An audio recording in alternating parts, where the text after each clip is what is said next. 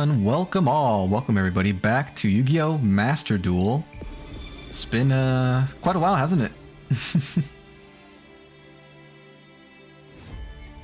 Can't remember the last time we played this game. It was at least a month ago, maybe more. Hello everyone, hello Cartoon Kid, hello Joshua. Oh, hold on. For some reason, my chat isn't where it usually is, so let me do this. I can move this over here so I can see you guys more easily. That would be better. There we go. Very cool, very cool. Joshua, I emailed you a Pokemon I designed. I saw it. I replied. I don't know if you saw the reply, but yes. I said it looks like a Hollow Knight character, kind of. It looks really cool. Thank you for sending me that, Joshua. So we got some new missions. Jack and Sebi Studios. Hi, hello, Jack and Sebi. What is up? What is up? We log in, get 20 gems. Very nice, very nice. How are you doing today, Jack? Thank you for stopping by. Are you a Yu-Gi-Oh fan? So, the reason I decided to play this again now is because we got new solo duel, solo content. Let's see, did that get rid of this little thingy here? Yes, it did. Great, great, great. Joshua Sullivan, last time you used Cubics? I do remember that. Thank you, Joshua, for the deck idea. Also, how's the volume, you guys? Does the volume sound okay? If it's too loud, please let me know so I can adjust it. There are new packs about. A few new structure decks, some new accessories. We're not really gonna mess with any of these. I just kind of want to get rid of these little icon thingies.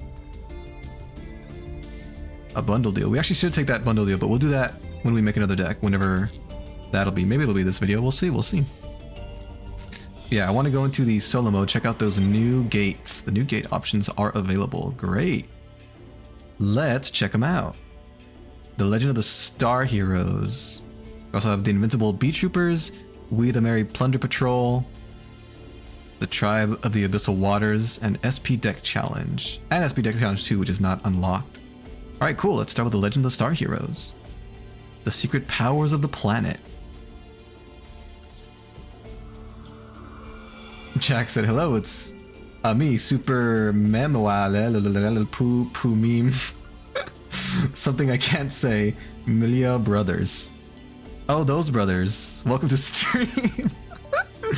Okay, we have a scenario here. We have a bunch of scenarios. Holy moly.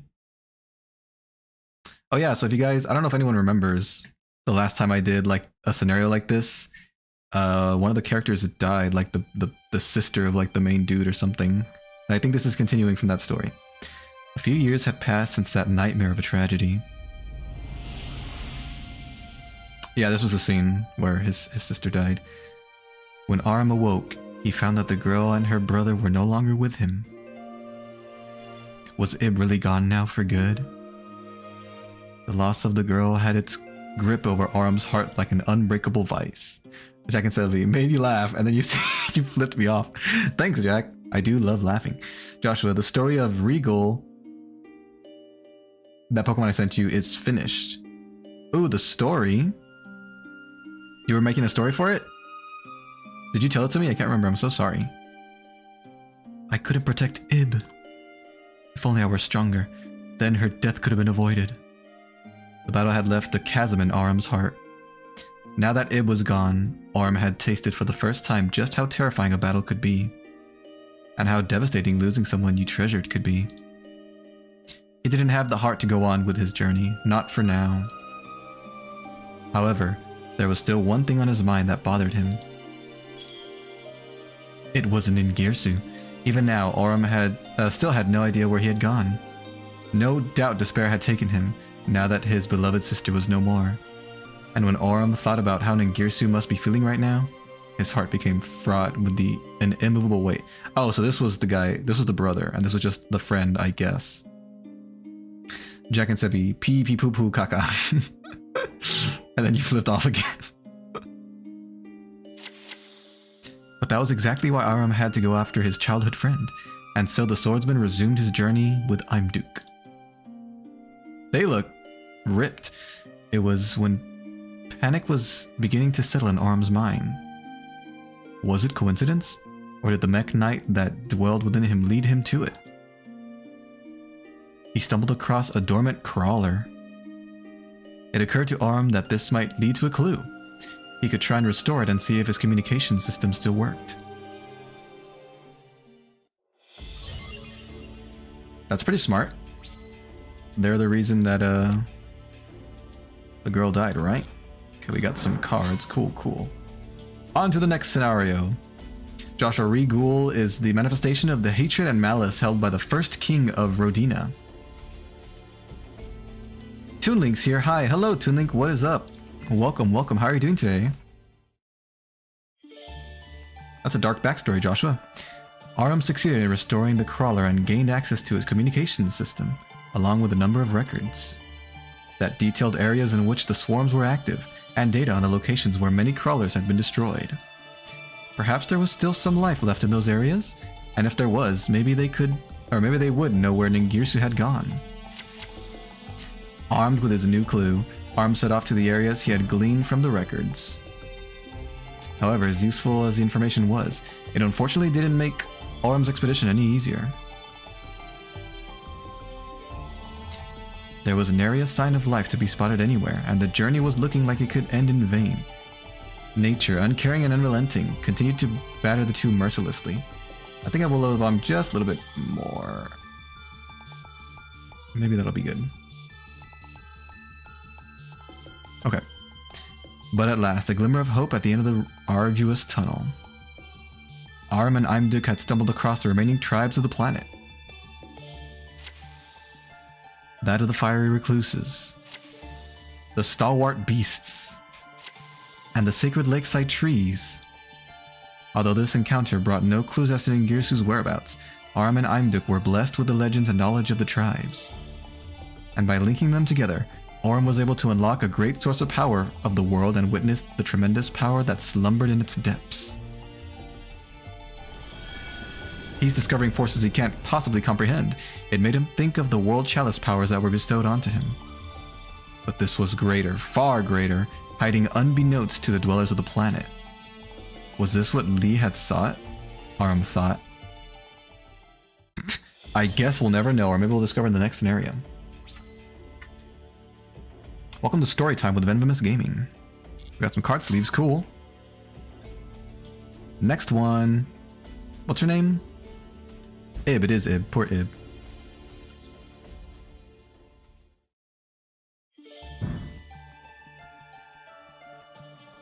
What were the more secrets dwelled beneath the surface? What were the more secrets? Excuse me? One of them was the rebirth records, inscribed with the history of the planet, chronicles from generations long forgotten. And the other, bygone memories of the planet's glorious age, where humans ruled from the apex.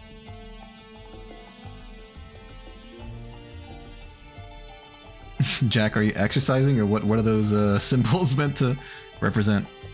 Long, long ago, there was a god who ruled the skies. With dragonkind as its disciples, it perpetuated the cycles of destruction and rebirth to maintain the balance of the realms. However, the scale of the destruction grew bigger each time, and one day, the balance of the two was thrown into great disarray. That's not fair. Why did destruction get stronger every time? Once this delicate balance toppled, even the sacred skies could not hold back the destruction it wrought. The god decided that it could no longer oversee the skies by itself. With its powers of creation, it brought forth layers and layers of the toughest earth and sealed the powers of destruction within. With nowhere to go, the powers raged and raged until it boiled and scorched the very earth, morphing it. The torrent of power rushed through the land and merged with the powers of creation, leaking out onto the surface. It became a small manifestation of the cycle of death and rebirth and gave life to the lands. With the last of its strength, the god then turned itself into a key and entrusted it to the life blooming on the planet before vanishing. In the years following its disappearance, the powers of destruction re-emerged on the surface many times. However, every time it did, the life on the planet would use the key and, with the help of the dragonkind, push it back to whence it came. Over time, the key came to be known as word. Probably meant to say known as a word, and the power of destruction as the Great Darkness. Thus the great legend of the world hero was born. Starlit hero, your sword swathed in light. May you triumph over the great darkness. Now that just sounds like Kingdom Hearts. Is everybody following up with the story so far? We got fire orbs for that. Joshua, King Aegeon was born, or Aegeon, was born to the royal family of small city-state, now a city within Rodina's border. Why was he so hateful or spiteful? Alright, we got a few more scenarios before we finally get to Duel. We'll get water orbs this time. Seems like scientists are about decades, centuries, maybe millennia passed since the beginning of the rebirth records. The land was now populated with life known as humanity. They were a civilization who had gained scientific knowledge and a technological know-how, and were at the height of their prosperity. Their glory came at a cost, for it not only tore the planet's gifts away from it, but also the dragons who protected it. The god and the dragons that once were had faded into obscurity as mere tales. And it was during this time that the key was excavated and uncovered. The humans were exhilarated by such a legendary and mystical find. Although its authenticity became gradually acknowledged, some expressed worries and doubts at the discovery. What did it mean for the key to have resurfaced in this time? Was this an omen, warning them of an inevitable battle between the world hero and the great darkness, like the legends said? Now that they could see that the key existed in its sword form, did this not also mean that the powers of destruction were indeed sealed deep within the planet's crust? Or maybe they're just overthinking it. Humanity began to assemble their finest to analyze the key. Within the team that had formed, there was a scientist who has shown her talent in all fields of medicine, astronomy, and archaeology. Her name was Lee. Lee was known all over the world as the foremost authority on computer science. The analysis was able to proceed smoothly thanks to her involvement, and not long after, the team branded itself as an organization called Crusadia, under the jurisdiction of the Confederation of Nations. So many names. Once they had analyzed the key further, they began to draft a plan that would help fight the imminent threats to their planet. It would involve warriors of a mechanical nature, as they called it. Oh, and they called it Project Mekhnite. Work was to proceed without a moment's delay. Meanwhile, Lee drew up a hypothesis and sought to validate it in secret. She wanted to get to the root of the appearance of the Great Darkness that world hero legends spoke of. Recorded in the legend were multiple tales of the key being used to drive back the Great Darkness by harnessing the powers of creation and destruction. It was a simple enough story. The Great Darkness would appear, and the world hero would fight it back with the key. However, could the reverse also not be true? That using the key was the very thing that drew the Great Darkness out? There were those who were entrusted with a divine mission, and the conspirators who sought to revive the powers of destruction. The world hero legend was ultimately a story of their power struggle over the key. Whoever has the key will control the fate of the world. Or so went Lee's hypothesis anyway. And the more time she spent trying to validate it, the darker her ambitions grew. Oh no. The divine powers will be mine. She's evil! I think we already knew that from the previous story. Lee was that little fairy hologram looking thing that ended up tricking and taking over Ib. Joshua again was the fifth child and viewed as the spare, a term used to describe a backup heir should the rest of those in line for the throne die or be unfit to rule. That's a pretty common thing, right? Now we got big robots in this scenario. We need some water.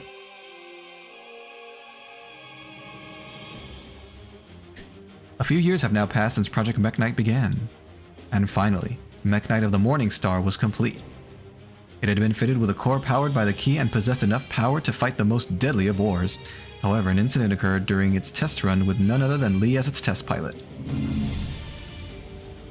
With the key, she had reversed all of the celestial powers coursing through its mechanical body and diverted them to the planet's core, faster than anyone could make a move. Lee had planned all this out before taking her place as test pilot. The power that had flowed into the planet's core split the lands, and once again, the destruction from within overflowed to the surface, scorching every bit of earth that it touched. The entire world was being beginning to split apart in this unprecedented disaster, and the revival of the Great Darkness drew ever nearer. However, its resurrection was not without its obstacles. The Crusadia had created, as assistive units, 7 Mech Knights in total. The remaining Mech Knights faced off against Mech Knight of the Morning Star and destroyed it. Oh, good. That was easy. Sealing away the Great Darkness back within the Earth once more. But the Great Darkness was, at the end of the day, a divine force, one that the mortals failed to seal away completely. Joshua Whittle is here. Hello, Venvi. Hello, Joshua Whittle. What's up? Welcome, welcome. How are you doing today? Thanks for stopping by. It's story time right now. We're reading the backstory of these Mech Knights and whatnot. Inspired by the key, the team decided to put their powers into physical vessels of their own and left them on the surface as legacies. Now that the lands were ruined, it was getting harder and harder to live in such conditions. Oh, you think? Is it difficult to live in fire? It seemed that life on this planet would be gradually snuffed out, including humanity. The reason why the Master of the Key, the world hero, didn't appear in our time of need is because we humans drained the planet of its powers, thought the Crusadia. They began to mobilize to put an end to humanity's so-called glory, as it was the largest obstacle to the revival of the barren lands and the planet's chances at surviving. They left the 7 Mech Knights they had built in their ruined world after they were programmed with instructions to help rekindle the planet. The Mech Knights were also installed with data of the Crusadia members they had established a brain link with. This is all seeming very convoluted. If the lands could be healed once more, and the planet could take back the power it once had, then perhaps they could avoid imminent disaster.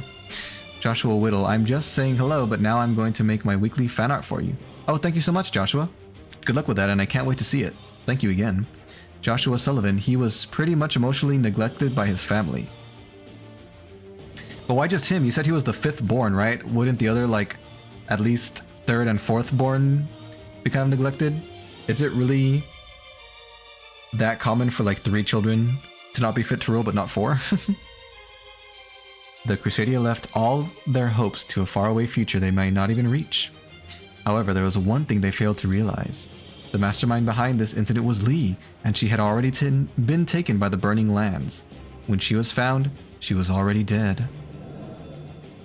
That's her! But only in flesh. Her soul had been released from its physical vessel, and she had transferred into World Legacy World Chalice. Her will and knowledge. God, that was a long story. We have one more yet to complete. And then I have to unlock something? Excuse me? Oh my goodness, look at all these. I didn't realize it was so long. Well, no time like the present. This looks a bit more cheerful, hopefully. The tremendous power that dwelled within the planet was the very thing that Lee was after, thought Aram. Suddenly, he was struck by a sense of terror. He could feel a great force of malice that threatened the planet, but from where he could not tell. Perhaps someone, somewhere was beckoning to the darkness, trying to bring it forth. Don't do that. He had to stop them before another terrible disaster happened. And in that moment, in Aram's mind, the figure of Ningirsu appeared. The figure of his childhood friend, tormented with sadness from the loss of Ib, seeking darkness in his despair at the world. Although slight, he could feel Ningirsu's presence within the malice. It couldn't be. Aram reined his uneasy heart in. He would need help to stop this malice. He asked the elders of each tribe to lend him their strength. And they answered his pleas with a great number of warriors, and the tribes united with a formidable alliance. They named themselves after the warriors of old that their writings spoke of, and thus the second coming of the Crusadia was born. Joshua Sullivan, the name Aegin means lowest noble. Oh dang, so they even disrespected him with their name of him. The Crusadia were taken to a hidden spot by the tribe of the Sacred Trees and activated World Legacy World Crown. Is it a spaceship? Aram and his companions had now obtained power that could help them combat the malice that threatened their world. Excuse me. The Crusadia began their advance toward the giant tower at the center of all the malice. The orchestrated babble towering into the sky in its metallic magnificence. Surrounding it were the Orcust, mechanical weapons waiting on standby in silent formations. I like this music. At the tower's base was Ningirsu, and activating World Legacy World 1 was the only thing on his mind.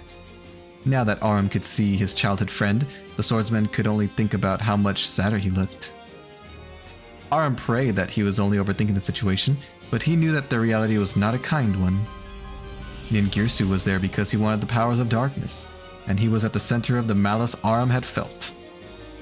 That was the truth that awaited him at the end of his long search. But no matter how much time had passed, no matter how things had changed, the one thing that remained the same was that Ningirsu was still his friend. But look at how cool he looks now! Aram thought about what he could do now that he was here. He had to stop Ningirsu from starting a disaster that could mean the end of their world. The only one who can stop this villainy is me, Aram thought, gathering all his courage. He signaled for his companions to mobilize. And now, a new battle was about to begin! Dun dun dun! Crusadia Revival, cool.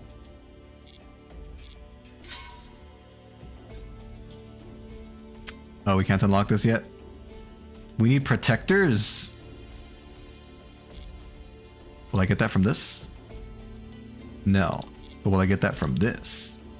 Yes, okay. Gosh darn it. We still have more scenarios to do. I thought it was time to duel. I was wrong.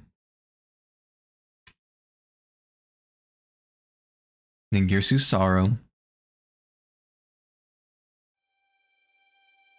When Ningirsu saw what had happened, a bolt of guilt pierced through his grief.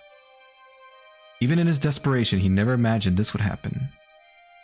His eyes could hardly believe what they were seeing. How did all this happen so fast? He prayed that he was dreaming, and that he was going to wake up soon. All he wanted was to see his dear sister again. As the scene of another nightmare unfurled around him, he became embroiled in a storm of emotions. I need to save Ib. Even as his mind was numbed with stupor, Ningirsu's body began to move without command. Oh God! In what looked like an impulsive choice, he struck his childhood friend unconscious, taking both the other man's sword and Ib. He knocked him out. What good was this world if Ib were not in it? He would do anything, be it good or evil, if it meant he could see her smile again. That single thought of getting his sister back was all Ningirsu needed to force his weary limbs forward. He had the Mekk-Knight cores from when the 6 nightmares were defeated. And now he also had the sword he took from Aram. Using the facilities that were still present in the Mekk-Knight headquarters, he analyzed the artifacts with feverish desperation. This world possessed mystical power similar to that of the World Legacies, and if anything had a clue regarding its specifics, it would be the Mekk-Knights. They might even have a way to bring it back. That's wishful thinking. Although he was unable to glean a way to resurrect Ib, he learned a great deal about a number of facilities from the ancient civilization. Oh, sorry, Joshua Sullivan. You said the name was historically reserved for spares and people with no parents? That's what that is, right? That's sad. Poor... Again, why did he get such a bad rap, I wonder? Ningirsu left the Mekk-Knight headquarters and set off to each one of them with the lifeless body of his sister in tow. That's so sad. Many of the facilities he visited had already ceased to work, and the ones that barely did provided little to no useful information. However, Ningirsu never gave up. There must be a way he could save Ib somehow. With that unwavering belief in his heart, he resumed his grueling journey. And finally, at long last, he discovered an ancient facility that was still in working condition.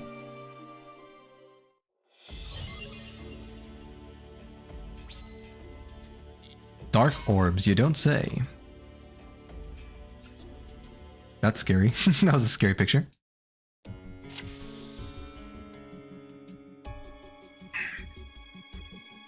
After countless weary roads walked, Ningirsu had gone through more information than any average man would in his life.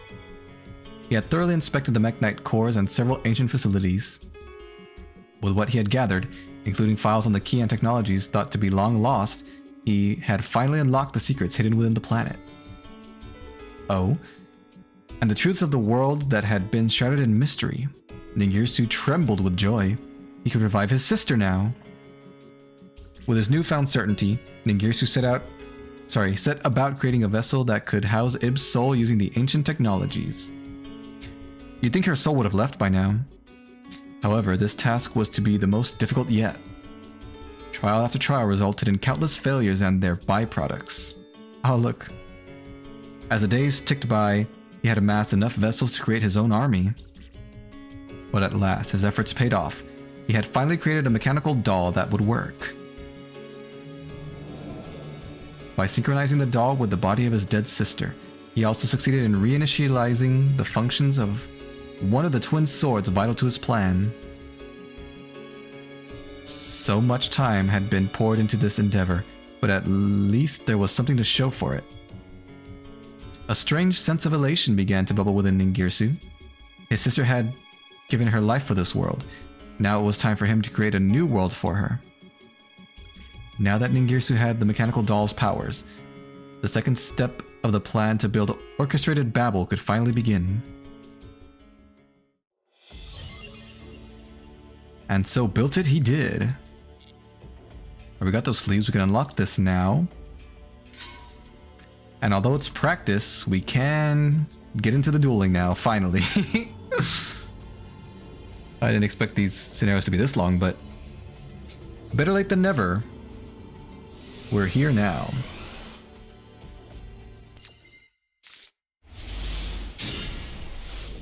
Duel. What makes a Crusadia deck unique?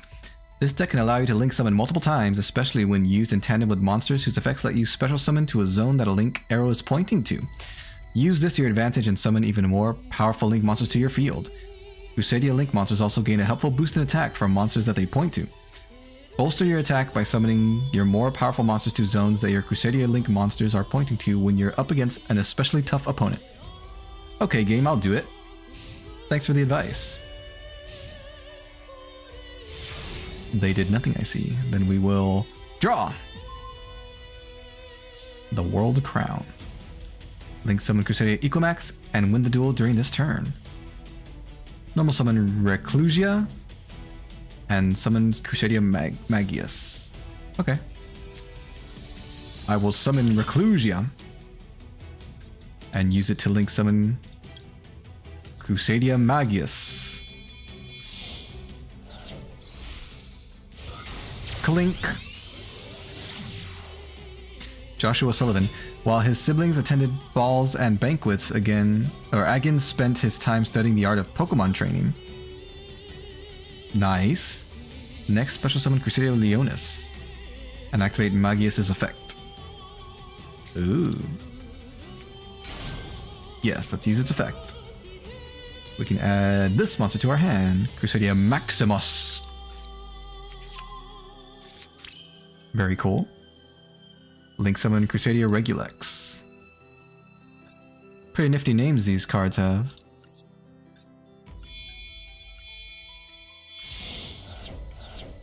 I link summon Crusadia Regulex.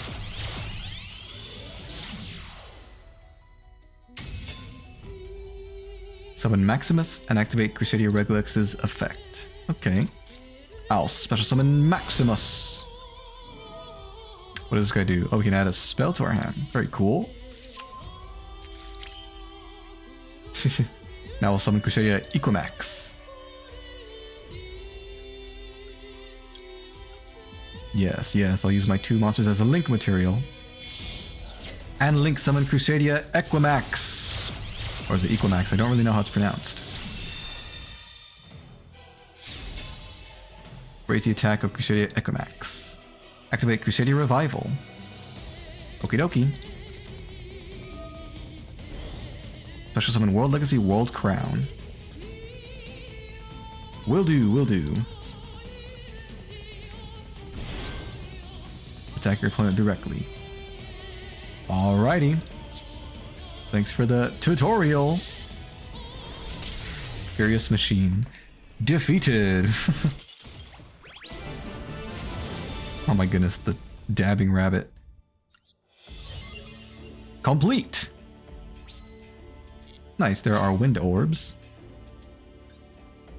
Now we can do a regular duel. If you don't mind, I'm going to use my Destiny Hero deck. It's been quite a while since I got to use it. Oh, except hold on. That's right. I need to edit this deck because there was a ban list that was released recently, a forbidden and limited list. And now that deck is no longer valid. Alright, we'll fix it, we'll fix it. No need to worry. Yes, let's edit the deck. So... yeah, Celestial is banned. I can't believe they banned Celestial. Look how they massacred my boy. We can have another one of these. This one's limited to 1. And in its place, we'll add another polymerization, which I need to craft. Ba-boom! Alright. And I would like extra copies of these extra deck cards, but you know what? I'm kind of poor when it comes to crafting materials, so I'll leave it at that. Yeah, looks good to me. Let's continue the story. Joshua Sullivan again tamed a female haunter that he named Rodina, for she was the only living creature that he viewed as family. Oh, was Rodina already the name of the region? Did it have meaning, or did he give meaning to that word, which the region was eventually named after? Alright, here we go. Destiny Hero.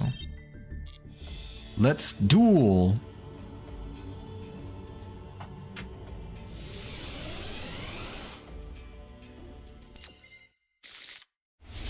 Oh my god. This hand, I can't really do anything with it unless I draw a Destiny Hero, then I could do something with it. Let's draw! Alright, well, you know what? I tried. You win some, you lose some.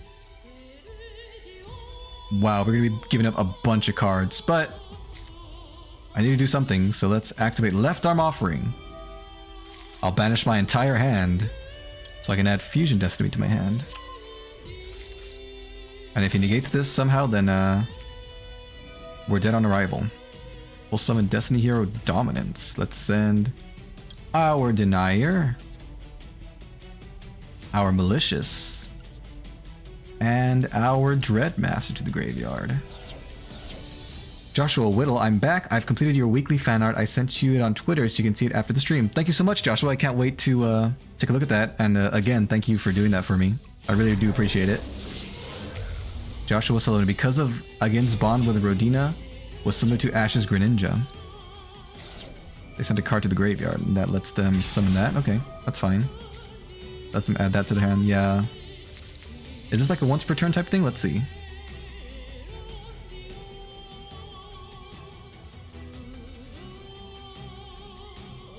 It was special summon, so that doesn't work. Okay, let's use Dominance's effect. I'll check the top 5 cards of my deck and rearrange them in any order. We'll do this. That seems good. Oh, that's a battle. I'll attack your face down monster because your face up one isn't that much of a threat. I don't know what that did. Oh, it banished me. Ooh, that's bad, but that's okay. If they can beat us in one turn, then I guess they've earned their victory. But if they can't, I may be able to do something next turn.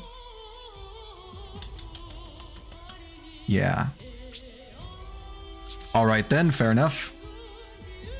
Joshua Whittle, it's a lot better than the other one I did. Is it really? I like the other one, so I don't think it was bad, so I can't wait to see how good this one is. Alright, it's my turn now. I'll draw! So yeah, we can... Let's do this. I'll summon Destiny Hero Malicious by banishing it from my graveyard, summon one from my deck. Okay. I'll also special summon Destiny Hero Denier since I have Malicious on the field. And I'll use its effect. I can put my banished Malicious on top of my deck. Then I'll use both my monsters as a link material so I can link summon Extra Hero Cross Crusader.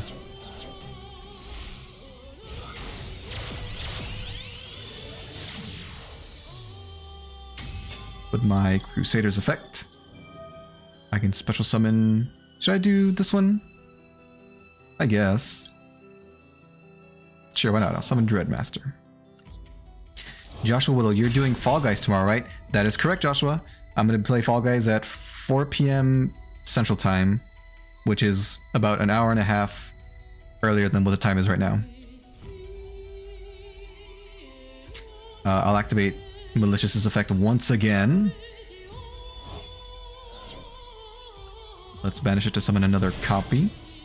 And then we can use Cross Crusader's effect. We'll tribute Malicious and add Destiny Hero Plasma to our hand. Very good, very good. I normal summon Destiny Hero Draw Hand. And now finally, I'll tribute my 3 monsters. So I can special summon Destiny Hero Plasma. Joshua Sullivan again quietly slipped away from the palace and went on one of the earliest recorded Pokemon adventures of all time. Oh, that's cool. I'll use Plasma's effect to gain control of your monster and equip it to my Plasma. Joshua Whittle, yeah, I'll finally be able to play with you. I can't wait, Joshua. So you're feeling better now, right? I remember you were sick on Monday. Sorry, I forgot to ask. But I imagine whatever you're feeling better now, which is good. All right, I'll end my turn. We are in the lead now. Let's see if we can keep it. They do have some spells and traps cards, which... Ooh, yes, I want to special summon a monster. Heck yeah. I'll take this one if you please. Was that really such a smart move?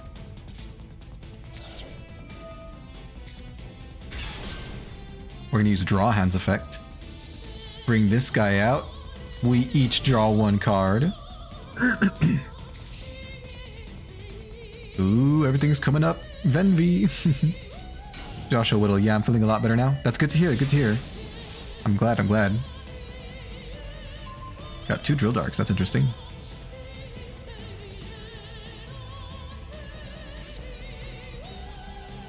I'll summon Destiny Hero Drill Dark and I'll use its effect. I get to summon another Drill Dark from my hand.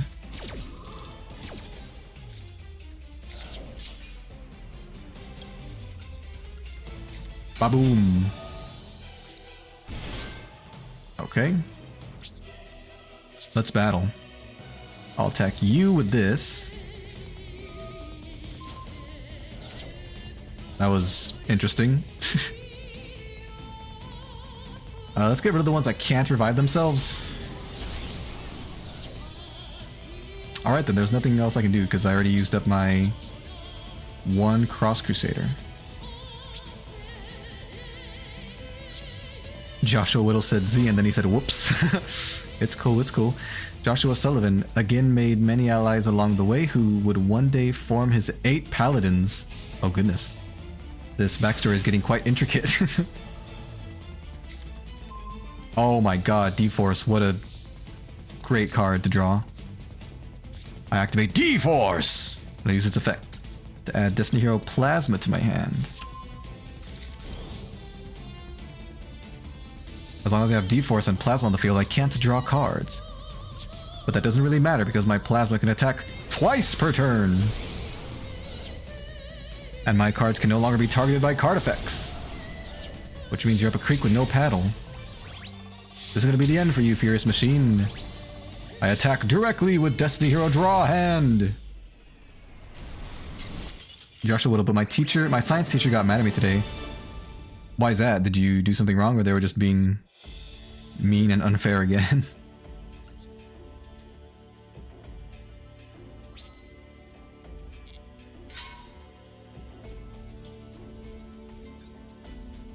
Time for the goal.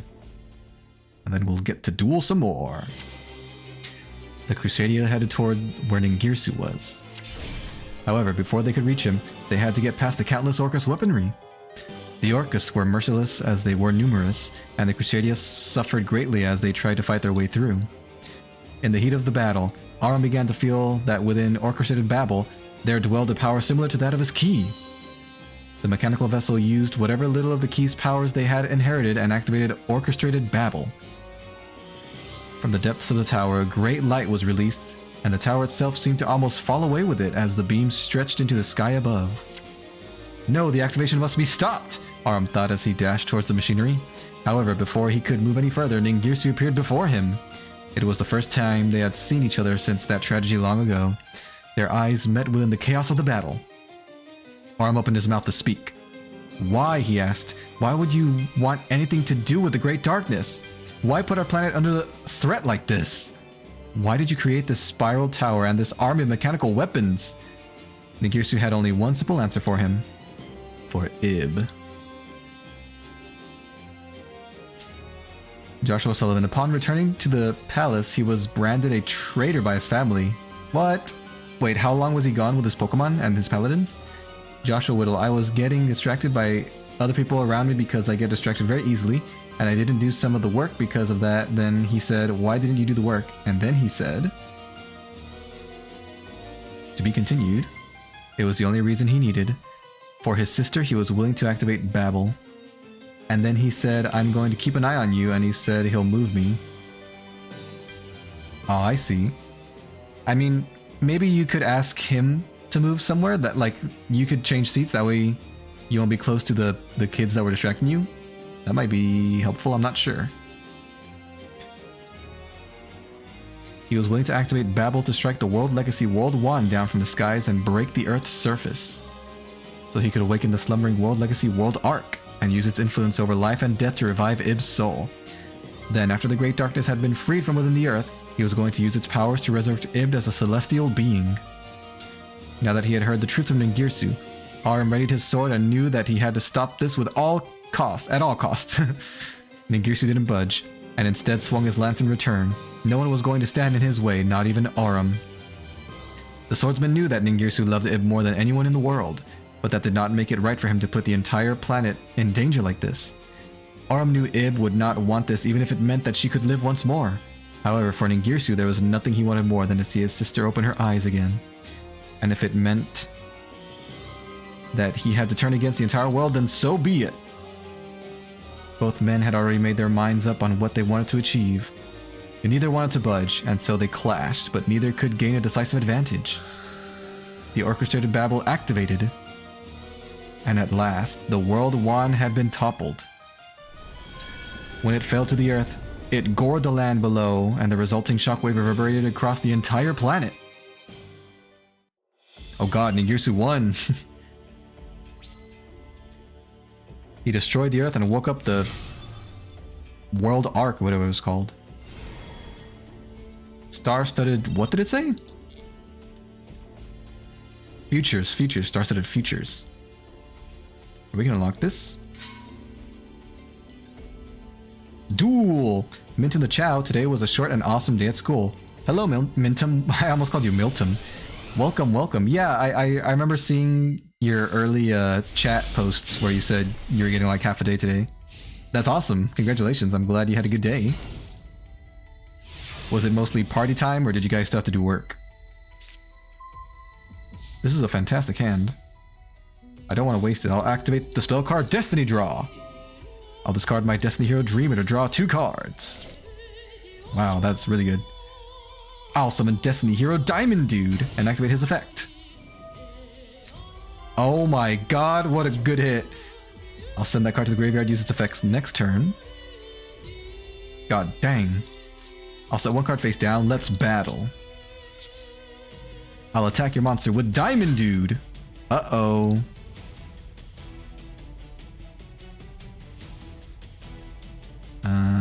It's fine, I'll take the damage. Ouch. Alright then. After that I will end my turn. Joshua Sullivan, the amount of time wasn't the problem. The problem was that Agan had left at all. He had been abandoned by his royal... He had abandoned his royal duties. I see, I see. Poor kid, can't catch a break. I'll activate D Tactics' effect. My diamond dude gains 400 attack. And next turn it'll be powerful enough to take down your little seahorse, so you better get rid of it now. While you still can. Okay, it's gone.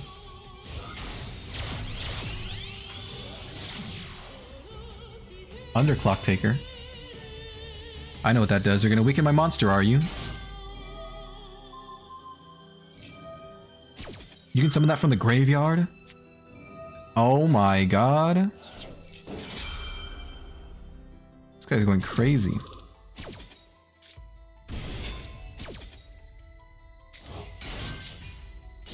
It destroys it? Ow. Ow. Alright. I hope you enjoyed your fun, because the next turn it's my turn. Literally.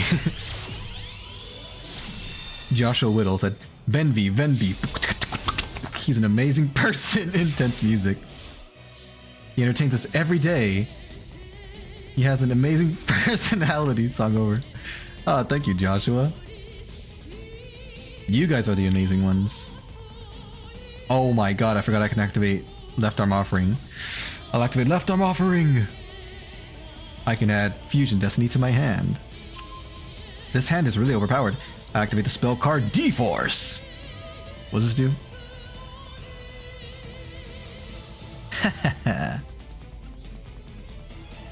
I summon D-Cubed.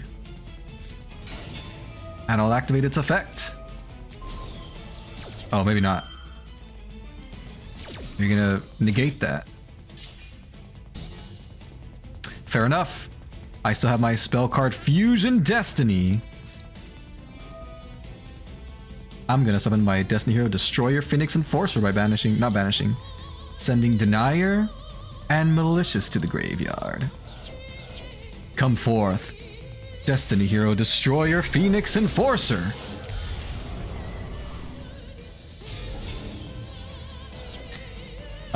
Joshua Sullivan, again over the coming years became extremely distrustful of people in general. I would too if I were in his shoes. Joshua Whittle, have to sleep now. Bye, Venvi. See you on Fall Guys tomorrow. Yeah, see you, Joshua. Good night. I can't wait. It's going to be a lot of fun. I really hope that, you know, nothing gets in the way of you making it there.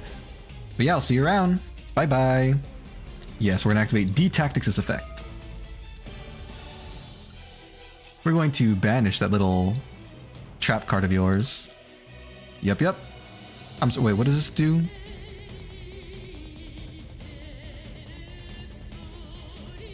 Oh, no. We'll banish the trap card. Goodbye. It's time to fight. I attack with Destroyer Phoenix Enforcer.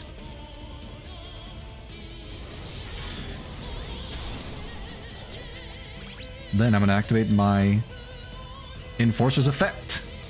It'll destroy itself plus your monster. And I'll activate its other effect. I can revive a Destiny Hero on my next turn. That'll be all for now.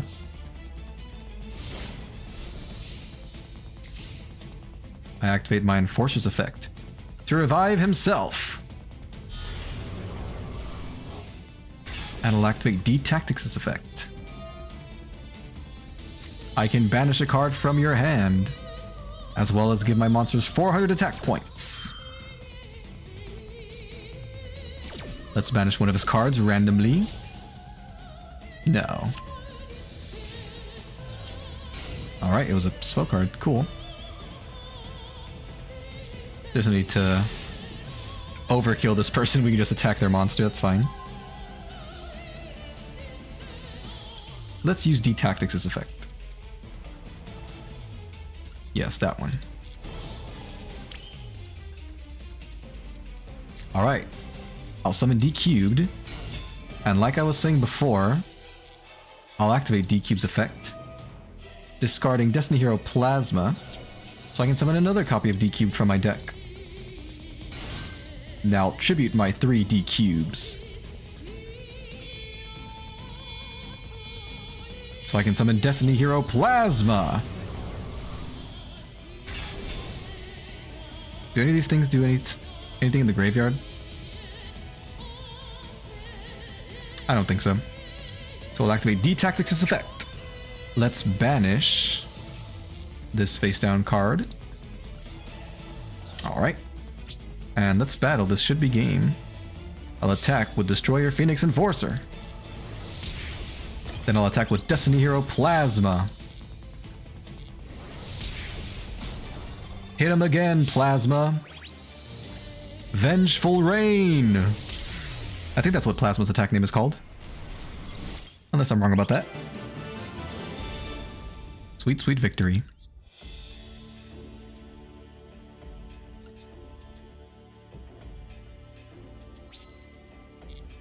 Legacy pack tickets. Very nice, very nice. We have another duel here with 200 gems on the line. Let's see if we can do it.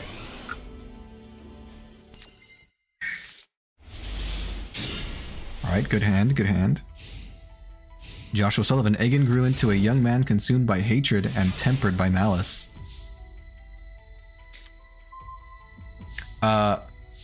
Correct me if I'm wrong, the word tempered means like strengthened, right? It's like a word they use for like metallurgy, like when you're working on metals, tempering them. I think you heat them up and then you cool them down quickly or something to make them stronger. Maybe. This is a really good hand. I'll activate Polymerization. Fusing the 3 Destiny Heroes in my hand so I can summon Destiny Hero Dominance.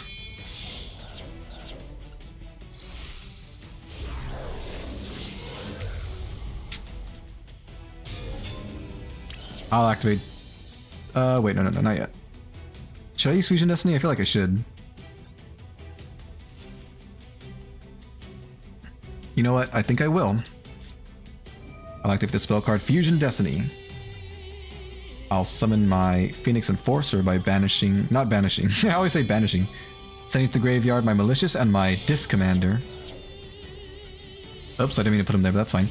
Come forth, Destiny Hero Destroyer Phoenix Enforcer! Now let's use Dominance's effect. I'll check the top 5 cards of my deck.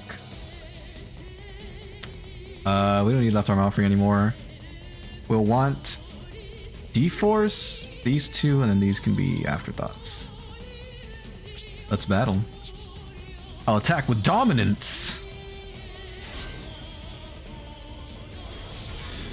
Why did the attack turn to 0? Oh, because of my Phoenix Enforcer.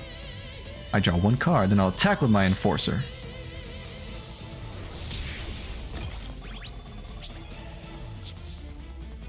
In my second main phase, I suppose I'll set 1 card face down and use my Phoenix Enforcer's effect. We'll destroy it to destroy this card. Then I'll activate his effect. And I'll end my turn.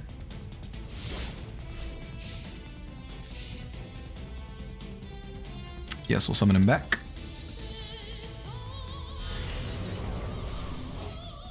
There we go. We'll use his effect once again. Destroy him. Destroy this.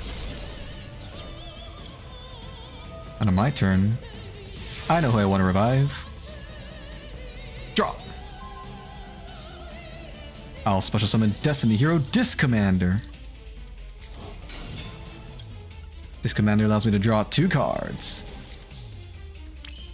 I summon Destiny Hero Drill Dark, and with Drill Dark's effect, I'll also summon Destiny Hero Draw Hand. We won't use his effect, it's fine.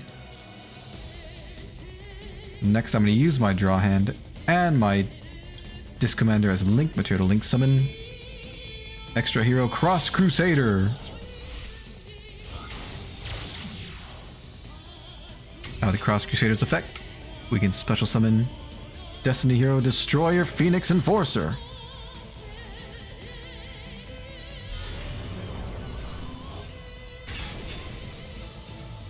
I'm going to use Dominance's effect again. What are my top 5 cards? Ooh. Diamond Dude. Left arm. Did I summon this turn? Yes, I did. Let's do D tactics, then diamond dude, then left arm. Like that. Let's battle.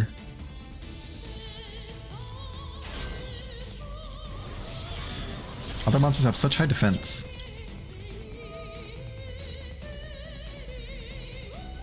Joshua Sullivan, he would take the throne by force challenging his father to a Pokemon duel. Dun dun dun dun.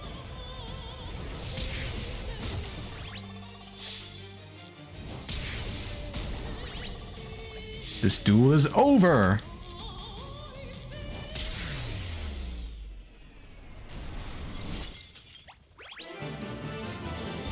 Very nice. We had such a good opening hand in that duel. The exact opposite of our first duel where we had all spell and trap cards. So what am I missing for this? I need more dark orbs. Maybe if I'm lucky I can find dark orbs in the other gates that are available. Although it is clear for now. The Invincible Bee Troopers is the next gate. Joshua Sullivan, again one using Rodina. Which Pokemon did you say Rodina was? Was it a Gengar? No, a Haunter, a Haunter.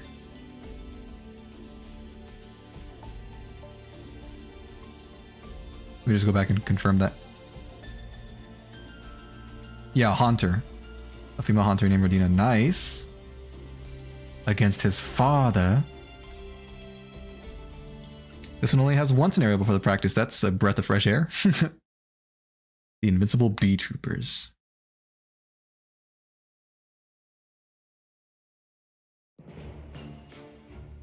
In this world, there exist insect warriors who fight and expand their territory with the deadliness of an organized army. They charge onto the battlefield with their trusty bug companions, like knights on their steeds.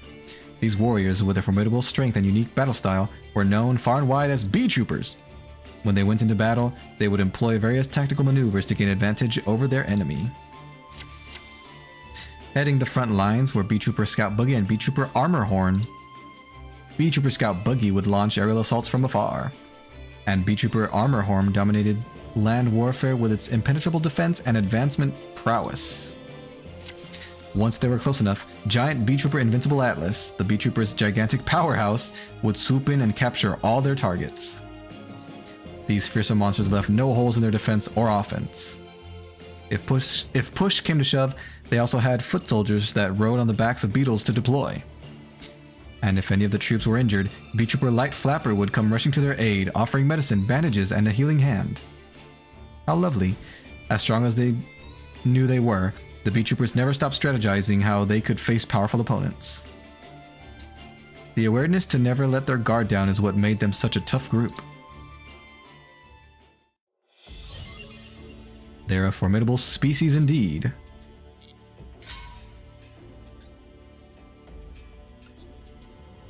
Now we get to practice with the Bee Troopers.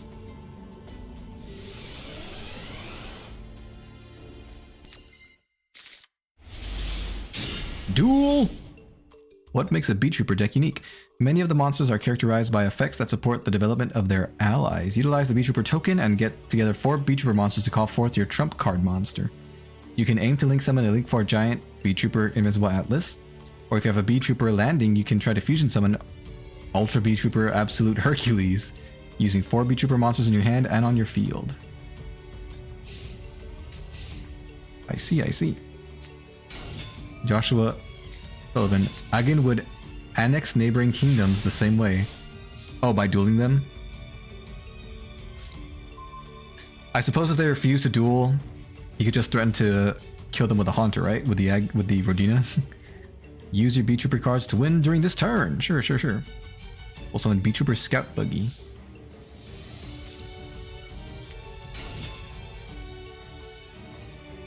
Activate Scout Buggy's effect and Scale Bomber's effects. Yes. And yes.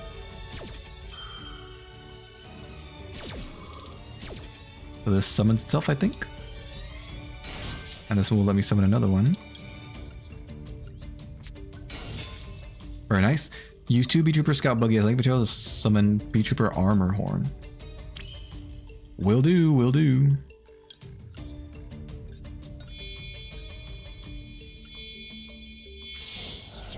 Come forth, B-Trooper Armor Horn.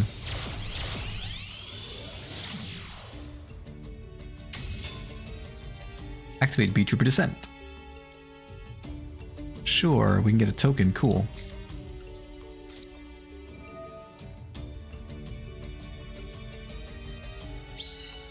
Bada boom. Use all the monsters in your field as link material to link summon giant B-Trooper Invincible Atlas. Okie dokie. Come forth. Giant B-Trooper Invincible Atlas!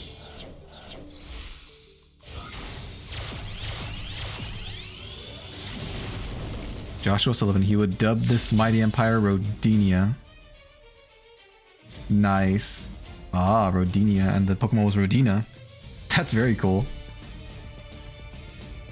Get an insect-type monster ready to tribute in order to activate the effect of Atlas. Wow, so he was shunned as a child, and as a result, he created an entirely new kingdom.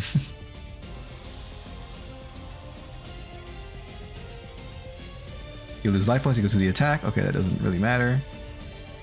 Let's summon Scout Buggy. And then I'll take 1,000 damage. Tribute B-Trooper Scout Buggy, use special summon to activate Giant B-Trooper Atlas's effect. Sting Lancer from your deck can be special summoned. Cool.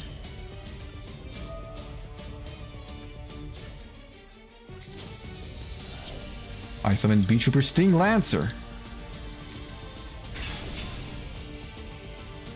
Allow you to add a B-Trooper spell trap for your deck to your hand. Very nice. Add B-Trooper landing from your deck to your hand. A spell we already used in this duel. Oh no, it's not. I was wrong. I think it was Descent I was thinking of.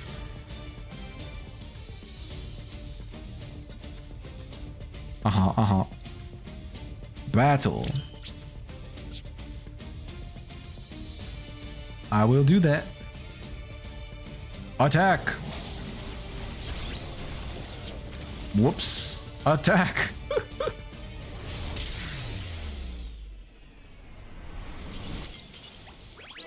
Perfect.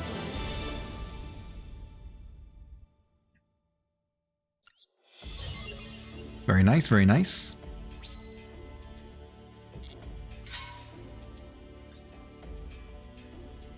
Now we get to duel with our own cards.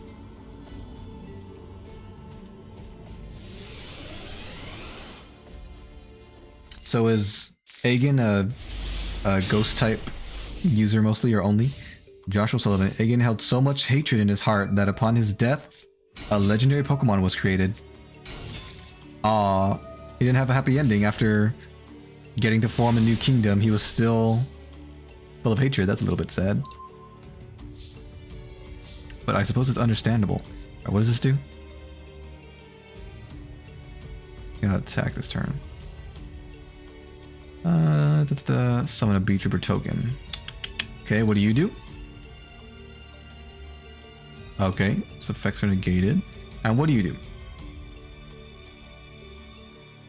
Darn, that's a lot of advantages I'll be getting back. Maybe I can draw something that'll help me out. I'll activate Drill Dark's effect to summon Destiny Hero Draw Hand. And with Draw Hand's effect, we each draw one card. Okay, that's not terrible. Set that, we can set this for next turn.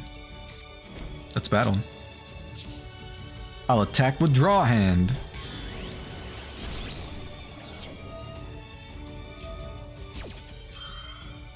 So what are they adding to their hand? Oh, Howling Insect. Okay, that's not a big threat for now. And a token. They put in attack mode. Wisely, might I add. I'll attack it with Drill Dark. That'll be the end of my turn. So Aegon is a legendary Pokemon. Cool. I'll activate D-Tactics. And I'll use its effect immediately. My monsters gain 400 attack each. That makes them quite formidable.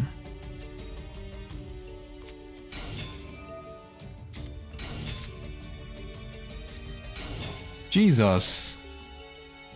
Talk about a swarm.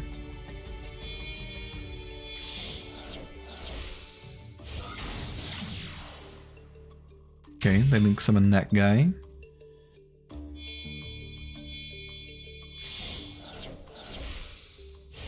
They link summon that guy. And then they link summon that guy. They had enough to make the big Atlas guy. Oh, they are going to do it. They're just banishing stuff unnecessarily, probably. Giant VTuber Invincible Atlas. Very cool. Ouch. Alright then. It's my turn now. I'll draw. Ooh. We'll activate this first of all. Alright, well unfortunately, there's not really anything I can do to get me out of the situation other than using left arm offering, so I think that's what I'm gonna do.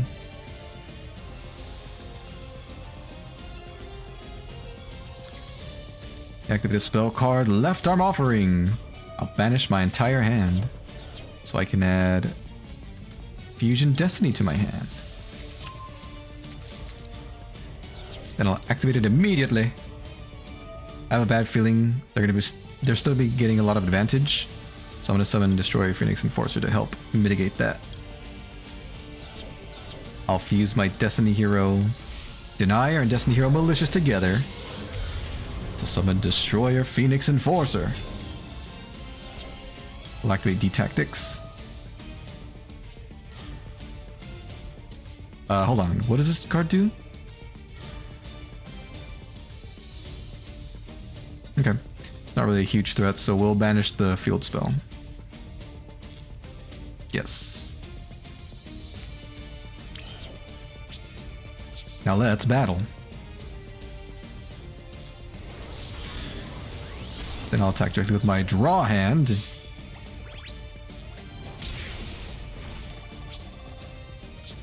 In my second main phase, I'm going to use Phoenix Enforcer's effect, destroy himself, and that pesky spell card. I'll activate his other effect to bring himself back next turn. I'll end my turn there.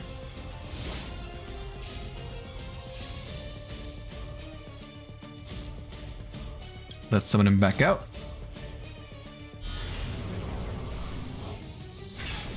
D-Tactics will banish a card from his hand.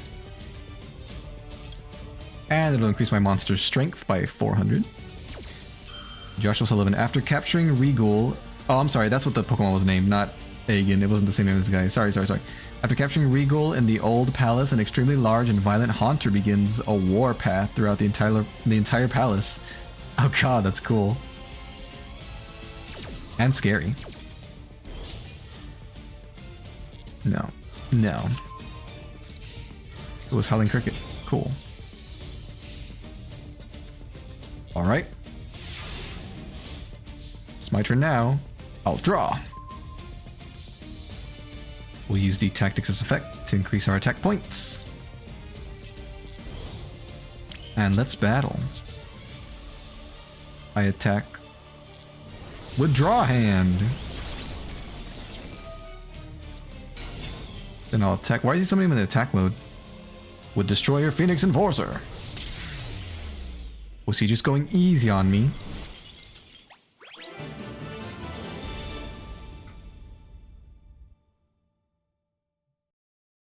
Alright. I'm going to continue these VTuber duels if I can open this thing, but I'm going to take a quick bathroom break. I'll be right back.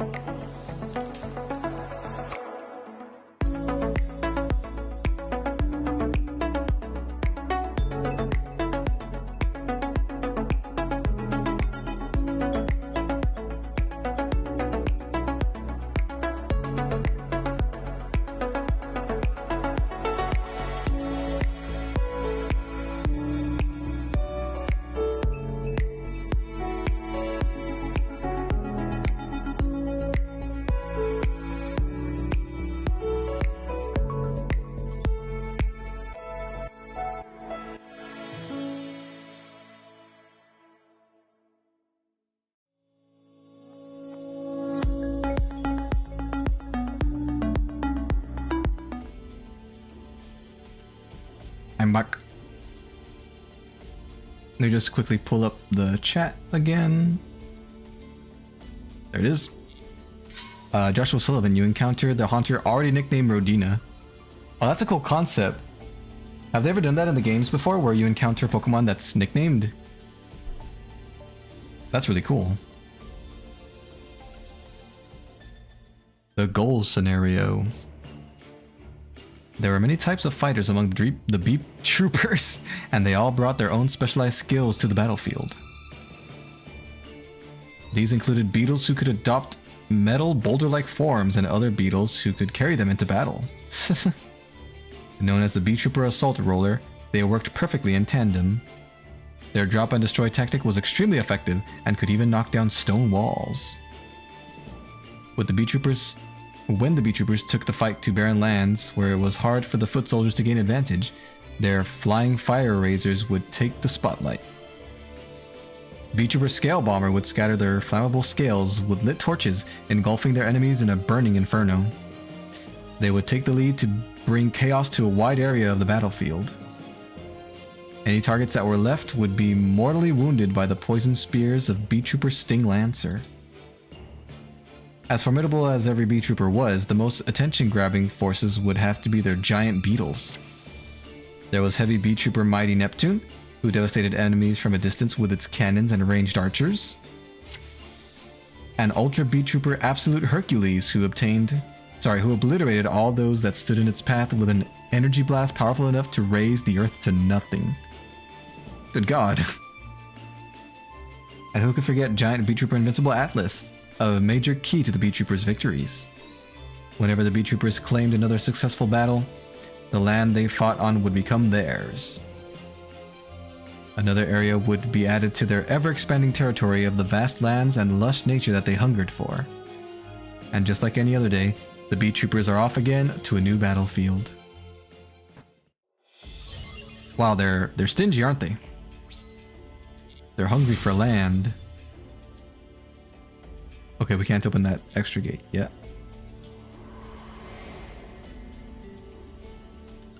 We the Merry Plunder Patrol, that's the next gate. Let me drink some water.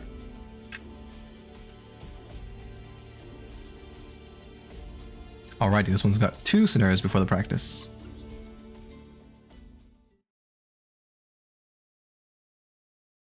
We the Merry Plunder Patrol.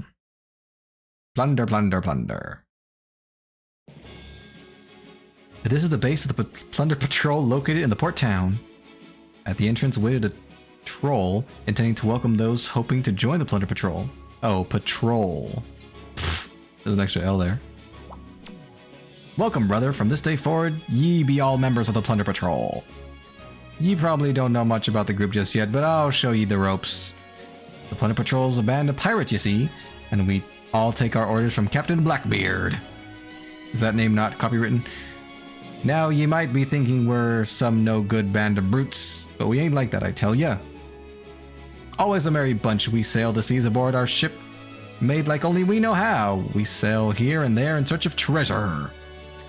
When trouble brews, we work together and overcome it. And we always share our joy with the whole crew. And anyone ever does something less than agreeable, we take pride in righting the wrong. That's the Plunder Patrol way. The captain's got quite the appetite, but his belly's a tiny thing next to his big heart. Aw. He responds to the crew's selfishness with kindness. Even that wicked-eyed bird, Black Eyes, has gotten attached to him. Black Eyes does as the captain tells him. He'll guide the ship along its course or survey the surrounding waters. He may not look it, but he's another valuable member of the crew. Next, I have to introduce you to the 3 biggest names among the crew. That wasn't in quotations. First, you got Whitebeard, an engineer as experienced as they come. Ain't a soul who can maneuver the ship like he can. But on rare occasions, and I do mean rare, you see, sometimes he'll steer us in plumb the wrong direction. That being said, he always gets us where we need to be when we need to be. It's a real head scratcher, you know? I suppose it is. Then there's Redbeard, our navigator. He's a youngin', but he always keeps us pointing the right way. He's got a loose sense of time, but he's a leader respected beyond his years. And last up's Bluebeard. a mariner and top-notch technician. He's always designing ships all the time, but from what I heard, he can make just about anything. Excuse me. If there's anything you need made, you can never go wrong asking him. We got Whitebeard, Redbeard, Bluebeard, and the Captain Blackbeard. Okay, we need dark orbs, not water ones, but I suppose I'll take them. Fire orbs is another thing that I don't need. Joshua, Rodina is a very unique haunter that doesn't evolve, but has stats rivaling some Mega Pokemon. This haunter is considered a separate species and is not affected by Eviolite. I'm not 100% sure what Eviolite is. I've definitely heard that name and I've seen those items, but I don't know what they do aside from strengthening the Pokemon somehow. I don't know those specifics, but I suppose by what you're saying, each Eviolite only works on one species of Pokemon. Ah, that sounds like celebratory gunfire to me. The ship must be about to weigh anchor. That's always sure to boost the crew's morale. After setting a new ship out to sea, it's customary for the gang to let the girls sail to a place nearby. Like a little celebratory skip around the pond, you know? That there's Bluebeard's latest ship, the Liss. She's got loads of space for anyone aboard, as well as a cargo hold for bounties of treasure. A real beauty, ain't she? She ain't the only boat that stays afloat, but it don't hurt to know the best. That ship with the horns, the Bran. She's nothing to sneeze at either. With her speed and cannon power. If you're looking for a short trip on a sunny day, she's your gal. Best stock up on fuel first, though, with the way she guzzles it. And then that black ship over there is the Mork. The Mork. That's one you look to if you need to sail under the cover of darkness. Caesar Martinez, Ven, next Breath of the Wild video, and hi. Hello, Caesar, what's up? Welcome, welcome. Not sure, don't have it planned for any time in the near future, but at some point we will get back to it for sure. Maybe, what are we today, the 22nd? Maybe first thing when November starts, because October I'm going to be playing scary games the whole time, so I don't know if I'll have time for Breath of the Wild, but we'll see. If people get too tired of the scary stuff, maybe I will sprinkle it in every once in a while. Joshua Sullivan, Eviolite boosts the stats of Pokemon that are not fully evolved. Oh, I see, I see. Gotcha, gotcha. Now that it makes sailing a pitch black sea, not that it makes sailing a pitch black sea an easy task, just to be clear. Still best to work alongside the other ships. Speaking of which, we sing out real loud like to let each other know our positions. Huh? What? You can't really go unnoticed in the dark if you're singing, right? Don't be such a curmudgeon, brother. A curmudgeon. Anyone know how that's really pronounced? Caesar, Monday. Oh, okay. Yeah, sorry. I had played that game for quite a while, but there are plenty of videos to go check out if you want to see those. Caesar, who's that green person? That is a troll. I'm not like making a joke. They actually called it a troll. This is the Plunder Patrol story we're reading. Joshua, yes, you can catch Rodina. Oh my goodness. That's amazing. Is there a special Pokeball you can use to help? Like, unique to her? Sure, the sea can be a scary place full of all sorts of dangers, but we still go out to meet the waves jovial as can be. And no matter how smoothly we be sailing, the captain's always got a plan B in case things turn sour. The captain cares deeply for his comrades, so he wouldn't do it any other way. By the way, we'll be here till the ship comes back to port. Always gotta make sure things are clean and ready for a feast. But there's plenty to do, brother. Thanks, brother. Caesar, you have 94 shrines? That's awesome, congratulations. How many are you trying to get? Are you trying to get every single one in the game? Because that is a lot of shrines, I'll tell you what. Joshua Sullivan, Rodina is holding a letter from Aegon. Oh, that's cool. You get to read it in-game. What makes the Plunder Patrol deck unique? The Plunder Patrol Fusion, Synchro, and Xyz monsters have effects that help you keep the upper hand, such as by interfering with opponents and supporting the development of allies. They also have effects that can be activated even during the opponent's turn as long as they're equipped with a Plunder Patrol card. Be sure to take advantage of the effects of Plunder Patrol monsters that allow them to be treated as equipped cards. Very good, very good.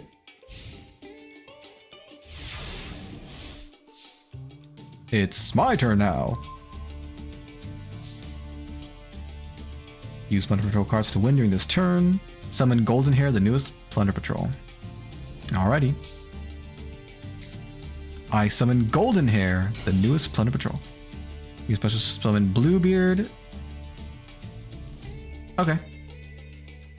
Special summon Bluebeard. Sure. Defensive position.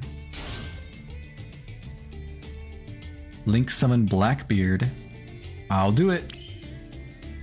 I use both my monsters as link material so I can link summon Blackbeard, the Plunder Patrol something. What's he called? Captain. Plunder Patrol Captain.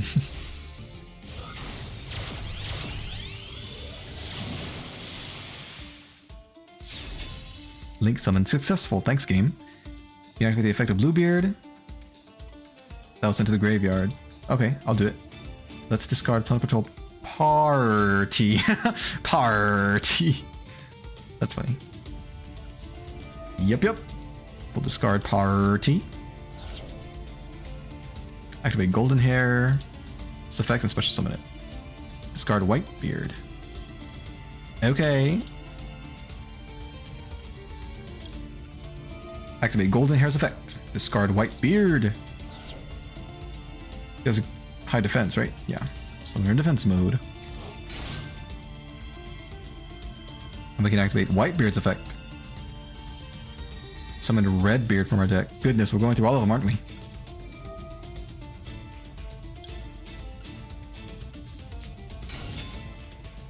Use Redbeard, Plunder Patrol Matey, and Golden Hair as synchro material. Plunder Patrol ship Bran. Alrighty, let's synchro summon. Joshua Sullivan. The letter contains the location of the key to the palace treasury. Oh, why did he give that away in his letter? Or why did Aegon detail that, I wonder? Synchro summon successful. Activate cards from the graveyard. Yes. Doesn't matter, huh? We'll equip the smaller one.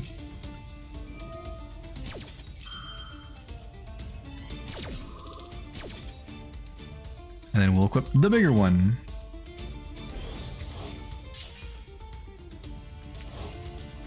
Let's proceed to the battle phase. Yes, let's.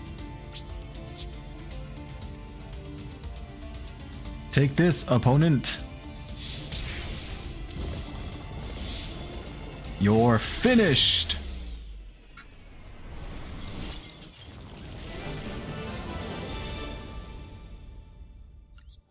Very nice. More water orbs for us.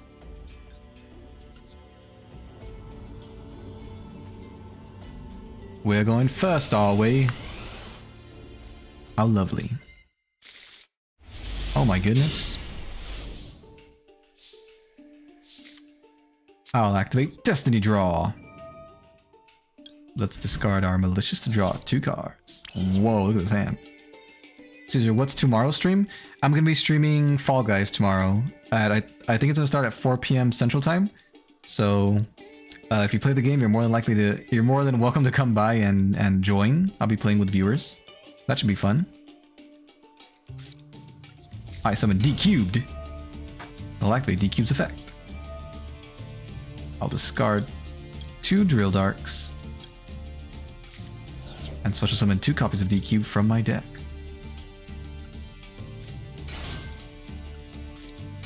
And then I'll tribute them all so I can summon Destiny Hero Dogma.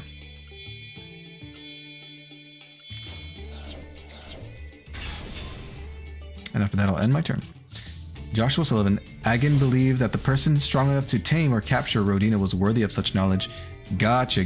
Now it makes sense. My Dogma just halved their life points. Very good. Kage to Kage, is that what that monster's called? Kage to Kage.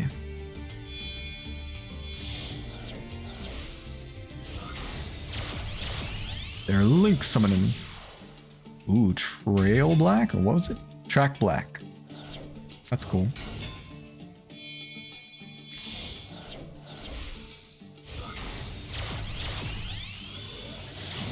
It's Blackbeard. Whoa. They banished my monster. How evil.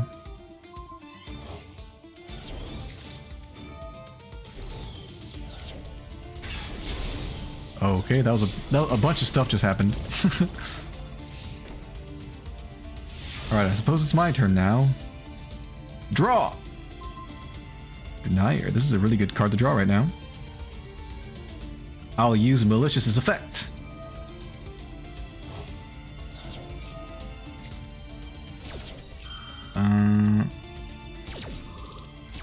I didn't quite catch what it said.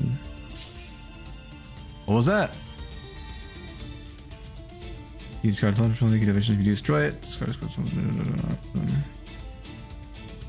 once per turn. Okay. So let's see.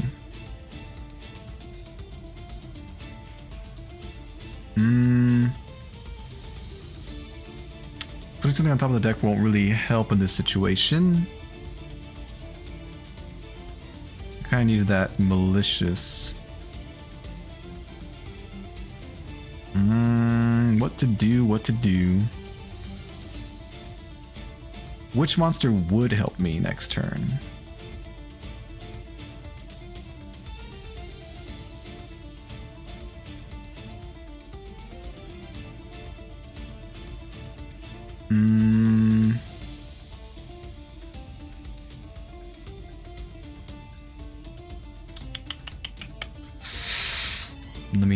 Let me think. Joshua, within the treasury is Eigen's journal detailing his life. It's like a scavenger hunt to go on to the next thing every time. you get to that place where Rodina is, and you catch her, then that gives you a letter, and then it leads you to a key that takes you to his treasury, which gets you his journal that details his life. It does sound like a cool quest though. I guess for now I'll just protect my life points and see what I draw next turn. Because there's a possibility I draw a powerful spell or trap next turn, and if I were to use Denier's effect, then that would not happen.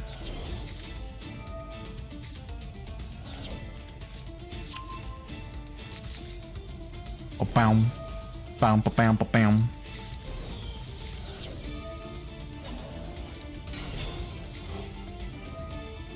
That's a strong bird.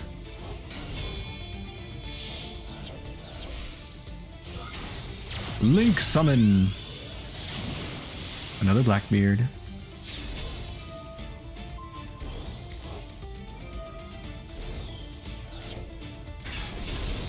Goodness gracious, I don't know what just happened, but there's a lot of stuff.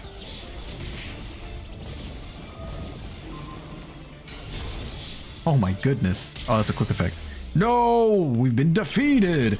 Joshua, and thus this backstory is told to the player. Ah, that is a really cool way of doing it. That's awesome. Well, we gotta try that again.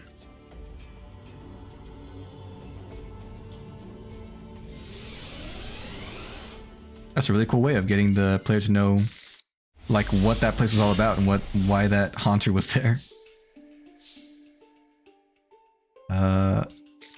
Alright, let's not get too crazy this time. Let's just summon out our Phoenix Enforcer right away to deal with the onslaught of stuff they're going to be throwing at us.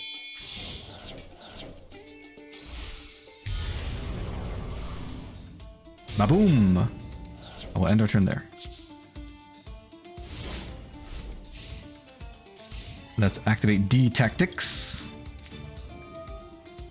Yes, use the effect now. Okay. Player draws a card, each player discards a card. It's fine by me. We don't really need left arm offering now that we have Phoenix Enforcer on the field already.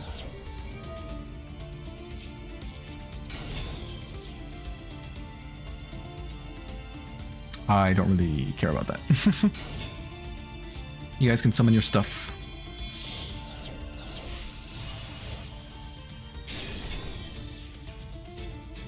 Let's see.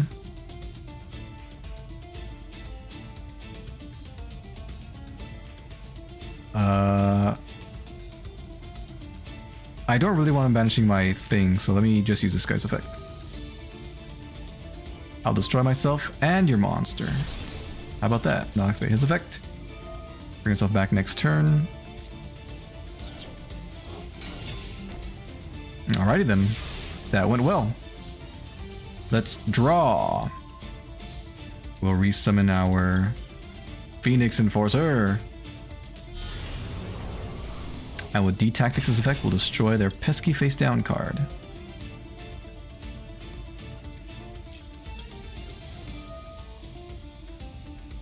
We can chain it with its own effect. But no, we won't use Phoenix Enforcer's effect. Let's banish this card. It was party. Alright then, let's just battle. Take this! You foolishly put her in attack position. I know you had a choice because of the tutorial or whatever. I'll end my turn there.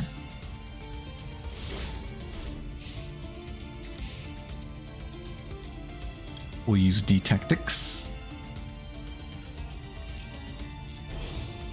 Increasing our attack power.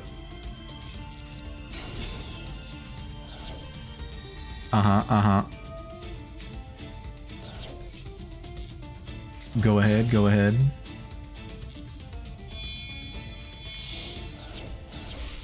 You link summoning the Blackbeard, you say. What do you do?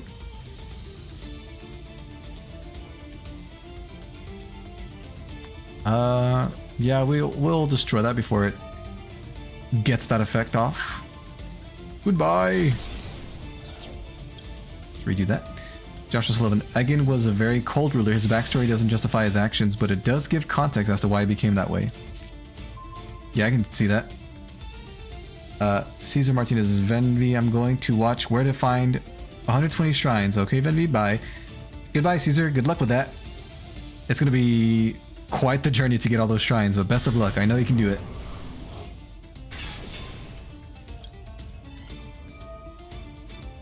Let's go ahead and banish that plunder girl from the graveyard. That way she can't keep reviving herself.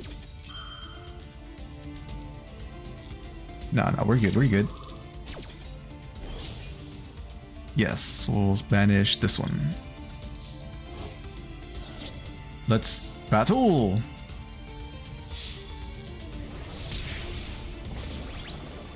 What do we have in our graveyard? We have 2 monsters, okay. Let's go ahead and set this card in case we need to use it next turn, and we'll end our turn there.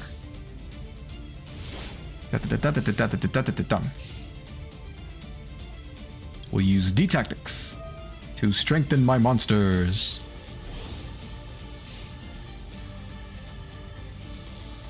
Alright, all good. Oh, they didn't do anything. I see. I haven't drawn monsters since the very beginning of the duel. I can't believe it. And I forgot to use D-Tactics' effect, but it's okay. Because we're strong enough to win already! Goodness gracious. That was a bit laggy.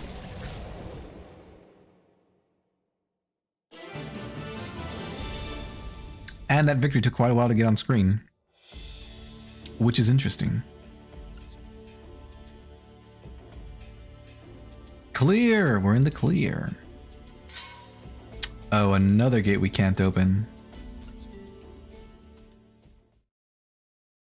Let's see what the conclusion of this solo gate is. Ah, looks like the list made it back safe and sound. Captain looks to be in high spirits. That means good results if I had to guess. And we're all set here. The waiting party's ready for the banquet to begin. Yay, banquets. A feast. Oh. A feast to celebrate a successful voyage, the best part of the whole thing. As far as the banquet is concerned, it doesn't matter who's coming back from the voyage and who's been here the whole time. It's a time for us all to share good fortunes. Oh, the captain's calling for the apprentice. Suppose the kid's a full-fledged member of the crew now. Huh? What do you mean?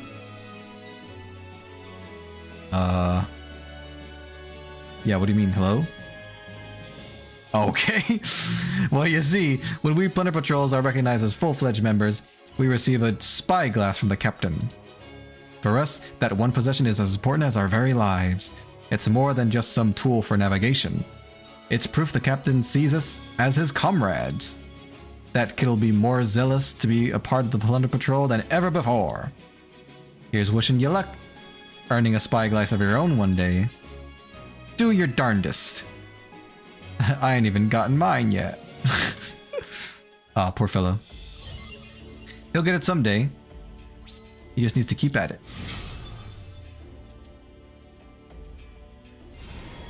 Vessels of Freedom. That's an interesting name. No, we won't go to the store.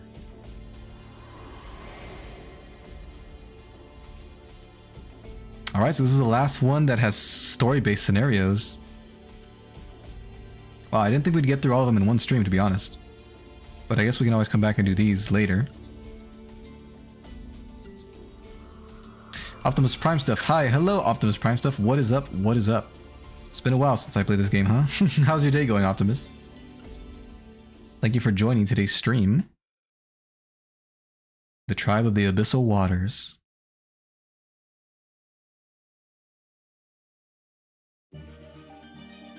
Lemuria, the Forgotten City. Once a beautiful and thriving hub, the city had been built with advanced technology and boasted a rich culture. However, an unfortunate seismic shift that shook the entire continent caused it to sink to the bottom of the ocean. This story is sounding familiar. And now... a group of creatures called the Mermales have taken up residence in the ruins of the once prosperous city. These aquatic creatures were ruled by a benevolent royal family and lived under the ocean in peace, hidden from the rest of the world.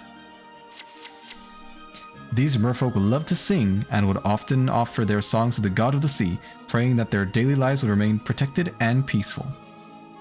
Many of the singers were adults, like Mermale Abysslind, but not all of them. Some were young, like Mermale Abyssdine, but that didn't mean their singing was any less beautiful. All of these merfolk played important roles in offering their prayers. Oh god, at first glance they would appear to be a peaceful and graceful group without a single harmful bone in their bodies, but that was far from the truth.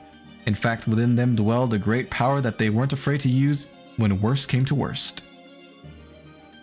The Mermale warriors had weapons they used whenever they patrolled the waters or hunted for food. One such warrior was Mermale Abyssspike, who fought with a unique hand-to-hand combat style that performed excellently underwater.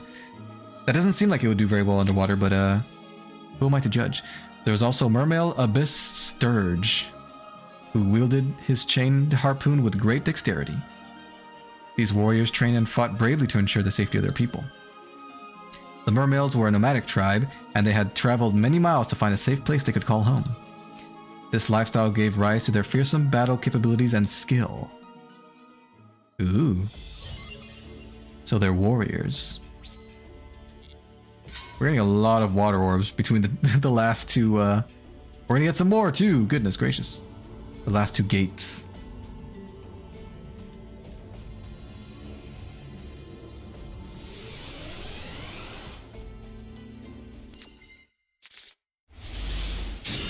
Duel! What makes a Mermale deck unique? The level 7 Mermale monsters have high attack and useful effects. These monsters can be special summoned by discarding a certain number of water monsters from the hand to the graveyard, also giving you an opportunity to use the effects of level 3 Mermale monsters that activate when they are sent to the graveyard. When it is difficult to special summon a level 7 monster due to a depleted hand, etc., the effect of a level 4 Mermale monster will be useful in deploying your army. So different levels for different situations is what you're telling me. Draw!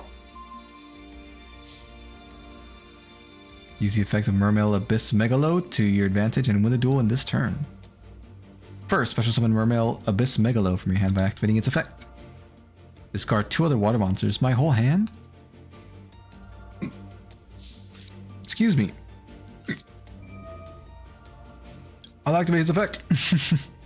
I'll discard both of the cards in my hand to special summon him.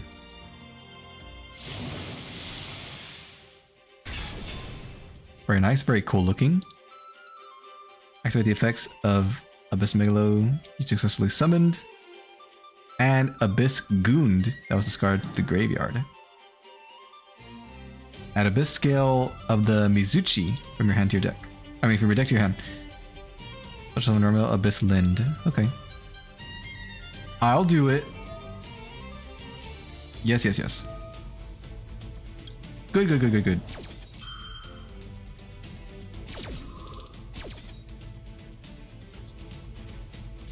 We'll summon you. And we'll grab you. Tribute Mermail Abyss Lyn to activate the other effect of Mermail Abyss Megalo.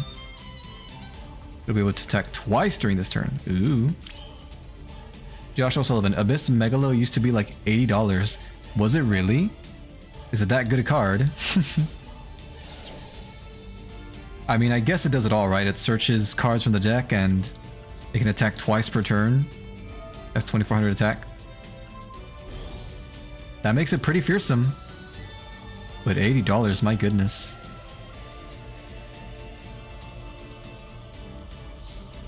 Take this, you. And this.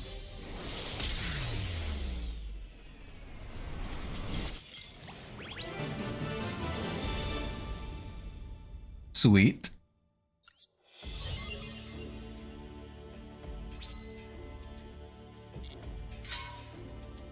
Oh, that was practice. Pfft, I don't know what I'm thinking. Joshua, it was a secret rare. Yeah, but some secret rares aren't really that expensive, are they? If they're not, like, competitive? I don't think they usually go for that high a price. That's really surprising to me. I summon Destiny Hero Diamond Dude and I'll activate his effect. Drill Dark, that would have been a nice card to have. I'll end my turn.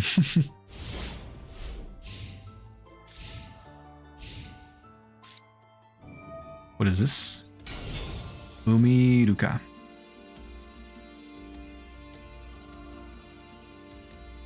In defense mode, okay, okay. They lose defense points though, I see. Link summoning. Who are they link summoning? Mermail. Abyss what? Abyss Alacia. Interesting. Huh. I'm kind of up a creek here. I should at least thin my deck a little bit so I don't draw into a plasma, hopefully. But yeah, aside from that, I can't really do much. Joshua, Mermails were a meta deck back in the day. Oh, were they really? Yeah, I'm not really familiar with the competitive history of Yu-Gi-Oh! Although I like playing it. That's cool. No. Let's use this card's effect so we avoid taking some amount of damage. Excuse me. Alright, things are not looking good. We need a good draw here. Let's draw! Draw hand. Not what I would consider a great draw, but I suppose... You know what? It's better than nothing. Let's summon draw. So what do these guys do exactly? Oh, this card will get weakened. Okay. Okay, and this? Card 1 water monster. I see, it's already used its effects. Okay. I'll activate the effect of Destiny Hero Dyne Attack from the graveyard. It'll boost my monster's attack by 1000 until the end of the next turn. Now I'll attack your Link monster.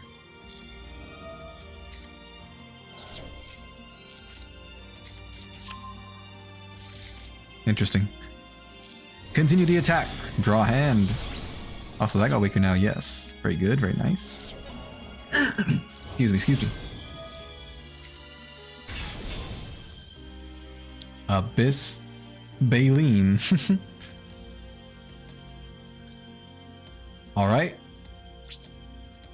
That concludes my turn.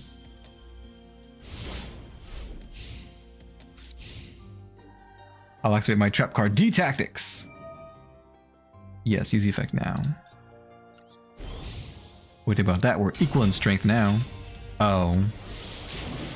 We didn't care. Ag. Oog. No! They got me. They got me. They are a meta deck. No, I'm just kidding. Alright, let's try and strike back.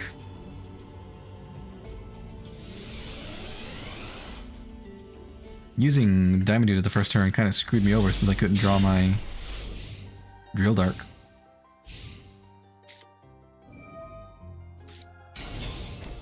Alrighty. Simple turn, simple turn. I'd like to see that, but it's my move now. I'll activate Destiny Draw. Let's discard our Dreamer and draw 2 cards. Oh my god. That's good. How should we best take advantage of this?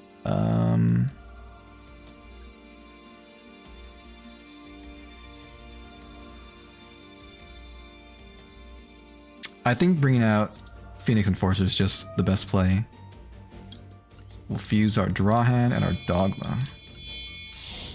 Summon Destiny Hero, destroy your Phoenix Enforcer.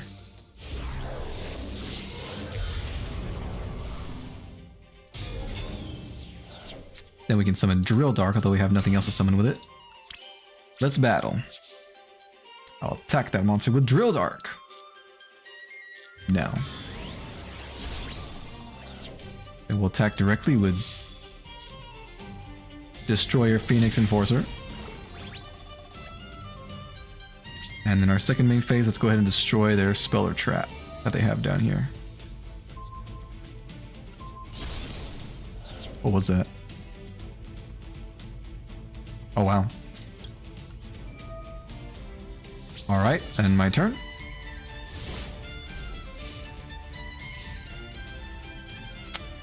Yes. Let's bring this monster back. Let's both draw a card. 2 plasmas. Then of course we'll summon our Destroyer Phoenix Enforcer with his effect.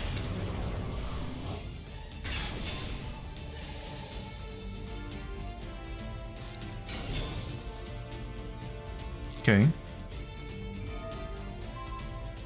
What does this do?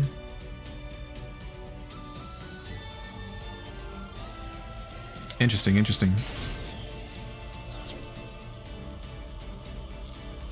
Alrighty then. Good move, good move. I draw. Oh, nice. What a good card to draw.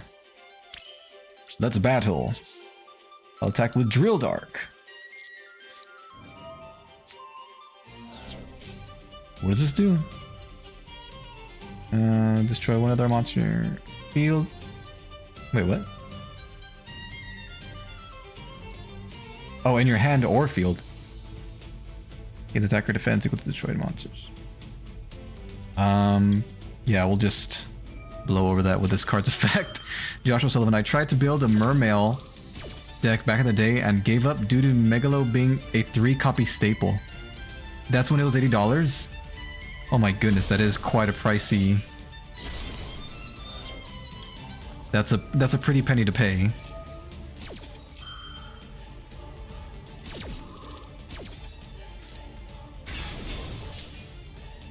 I see. Let's do our second main phase. Let's go ahead and take that monster for our own. I'll tribute my 3 monsters. So I can summon Destiny Hero Plasma. Let's use its effect. I'll be taking that. We'll set this card for future reference, and we'll end our turn.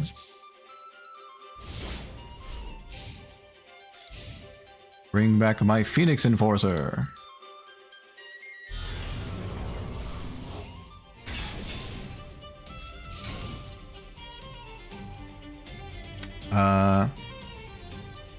Yeah, let's do this. Activate this card's effect. Let's chain this card's effect. We'll destroy our Enforcer. And our Enforcer will destroy that card. They'll both destroy each other. Sure, it doesn't matter. And then our opponent will get a main phase 1 next turn. Also, I can get D-Force, which would be lovely, lovely, lovely. Joshua, I was like, nah, I'm good. Yeah, I think I would have agreed with you there. But what about nowadays? It's probably not as expensive, right? Or are you not interested in the physical card game as much anymore, Joshua? I'll activate D-Force. Let's battle.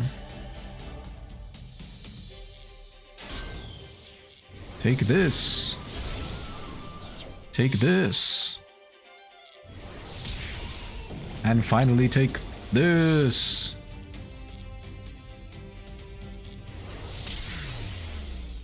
Bwam, bwam, bwam.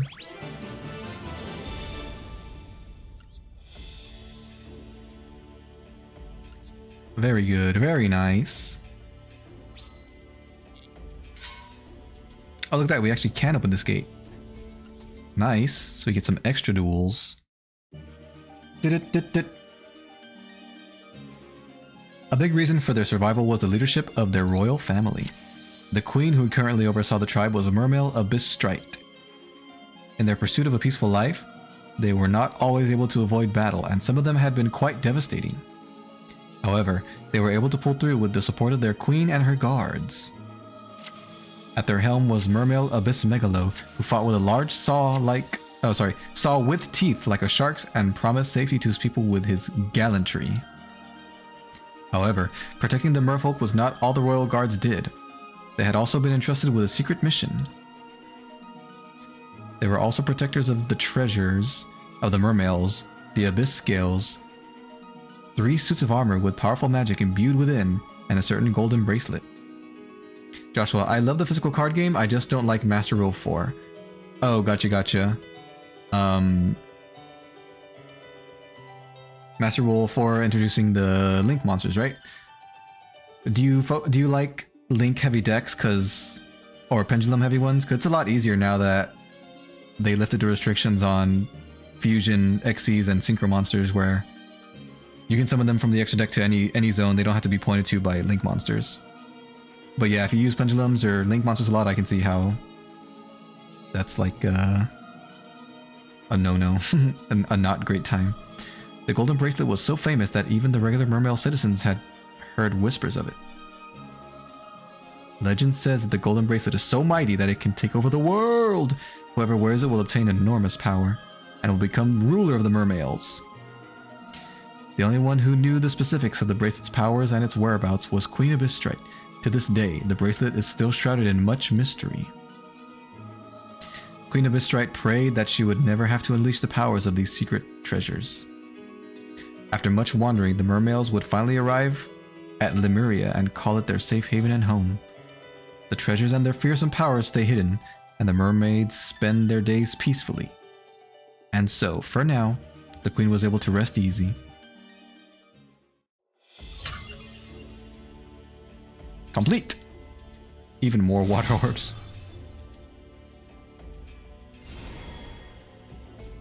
Forgotten city dwellers. You a city dweller?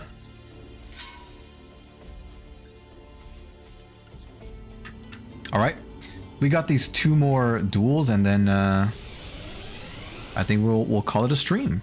Joshua, I'm a synchro era boomer who hates change. Gotcha.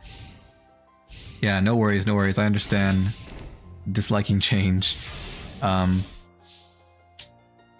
I mean, I gotta say, like some of the Link decks are pretty fun. I really like using the Sun Avalon archetype. I think I may have told you before.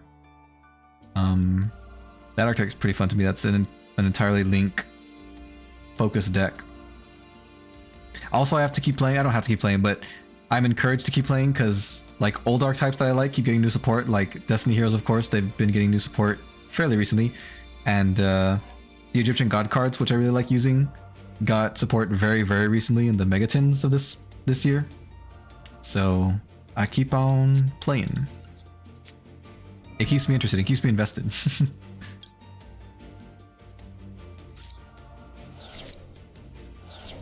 Let's summon our Drilled Arc and use its effect to summon our Draw Hand.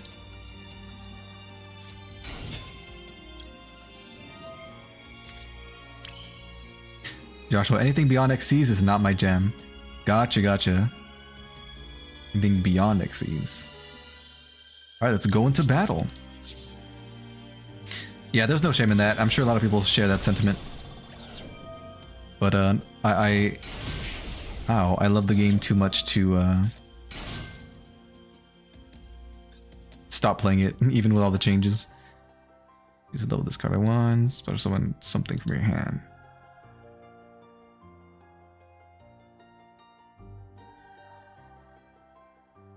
Oh, I gotcha, I gotcha. How did this come back? Oh, the trap card probably did it. Whatever. We'll attack this one then. Alright, we'll end our turn there. They're winning by 400 points, but not for long, maybe. Maybe they'll start winning by more than 400. Silent Honor Arc. He could take this card if he wanted. Yeah. Oh, and rank it up, why don't you? Great, yeah, thanks a lot. Was that really necessary? Joshua, I still play, I just don't use the new summoning types. Yeah, that's another cool thing about the game, is that you don't have to use the new cards if you don't want to. You can totally just use all the older stuff.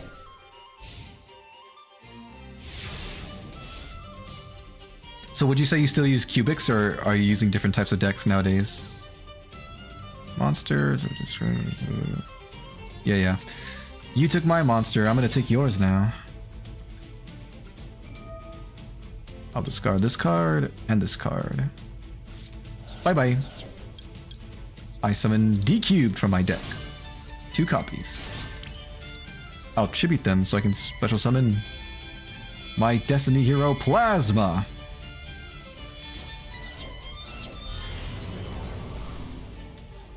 And this time it's your monster I shall be taking.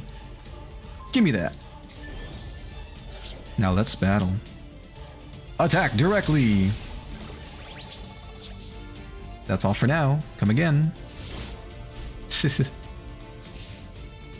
Let's use Draw Hand's effect. I'll summon Draw Hand and we each draw 1 card. Oh, look at that. We got it. We got the D-Force. Wow, 2 in a row. Activate the spell card D-Force. I'll add Plasma to my hand. Then I'll summon Destiny Hero Diamond Dude. I'll activate its effect. Alright, that's fine. Let's battle. I'll attack with Destiny Hero Draw Hand.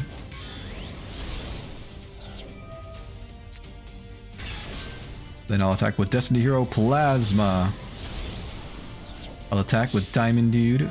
Ooh, what does that do? Oh, they're destroyed later. Yes. And we'll attack that one. And that should be it for this turn. Joshua Sullivan, my favorite deck is Rallying Warriors from the Reverse of Arcadia DS game. Oh, is that an archetype that's not in the real physical card game as of yet?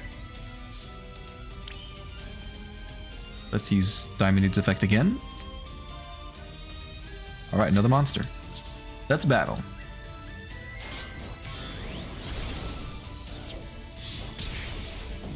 This duel's over! Rallying Warriors. I don't think I've ever heard of that archetype.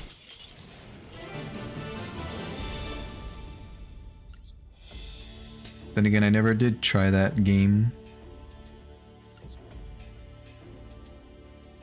I did have a game on the Game Boy Advance, a Yu-Gi-Oh! One. That was pretty cool. But it was pretty confusing at the time, if I'm being honest. I don't think I quite knew the ins and outs of dueling the same way I do now.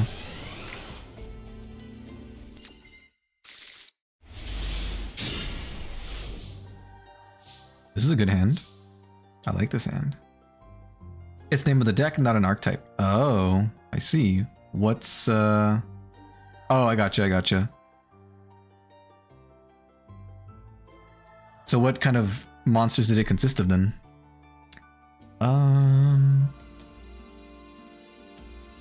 We can just summon Phoenix Enforcer right away. The ace monster of our deck. Destiny Hero Destroyer Phoenix Enforcer. Then we'll end our turn.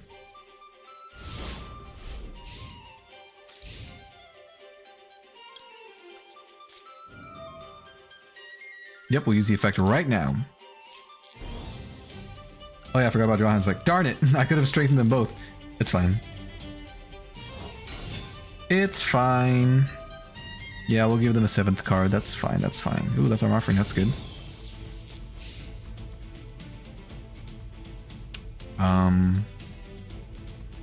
No, it's fine. They'll activate that thing, which we can then chain. Or I guess not. Must have been during the damage step, I suppose.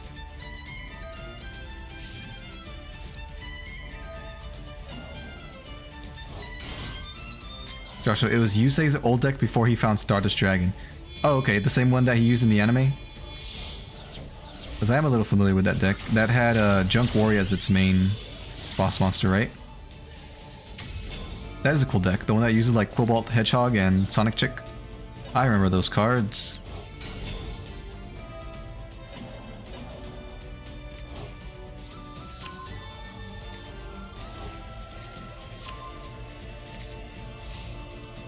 Alrighty, it's my turn now. I'll draw. No, not yet. Let's summon this guy first. Then we'll use its effect.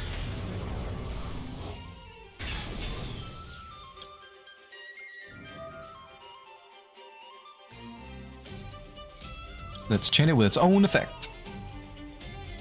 Joshua, I'll send you a link to the deck profile. Alright, cool. Thank you. Yes, please do, and I'll check it out. Yeah, we can manage this. It's fine.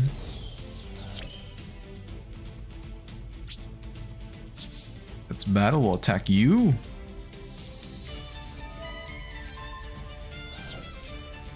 I don't understand why I wasn't able to use this effect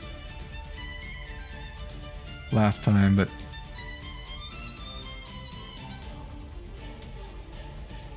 yeah, we'll use it.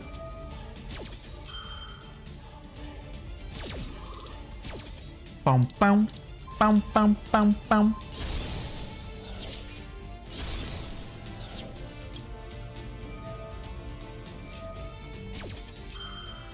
Bum bum. Nope, let's not continue. Let's just end our turn there. Our Enforcer will return.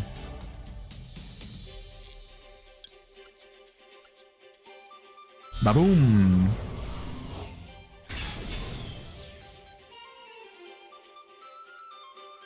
Okay. Let's banish a card from their hand. And we'll also increase our monster's attack points.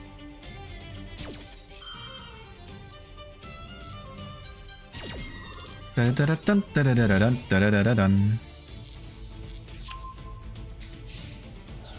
a shame, they lost their spell card. Yeah, they're just doing the same trick as last time, so let's just destroy it right now. Goodbye.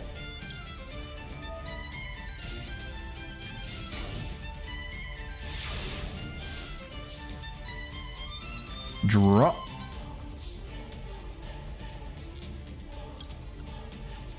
What's in my graveyard right now? Oh, it's just Dogma, I think, yeah. Yep, because draw hand got banished. What a shame.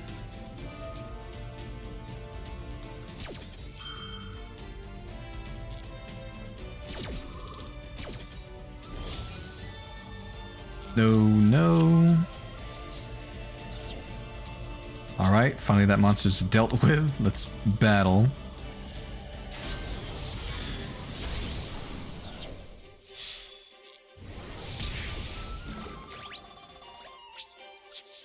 We can set these two cards. And we'll end our turn there.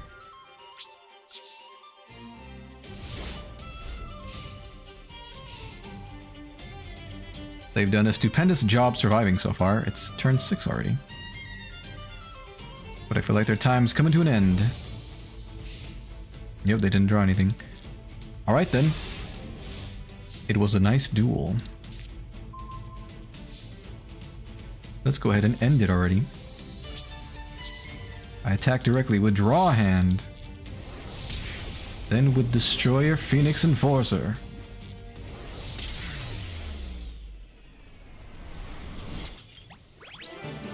The rabbit shouldn't be surviving down here. Under the sea. Under the sea. Alrighty, got all those gates clear.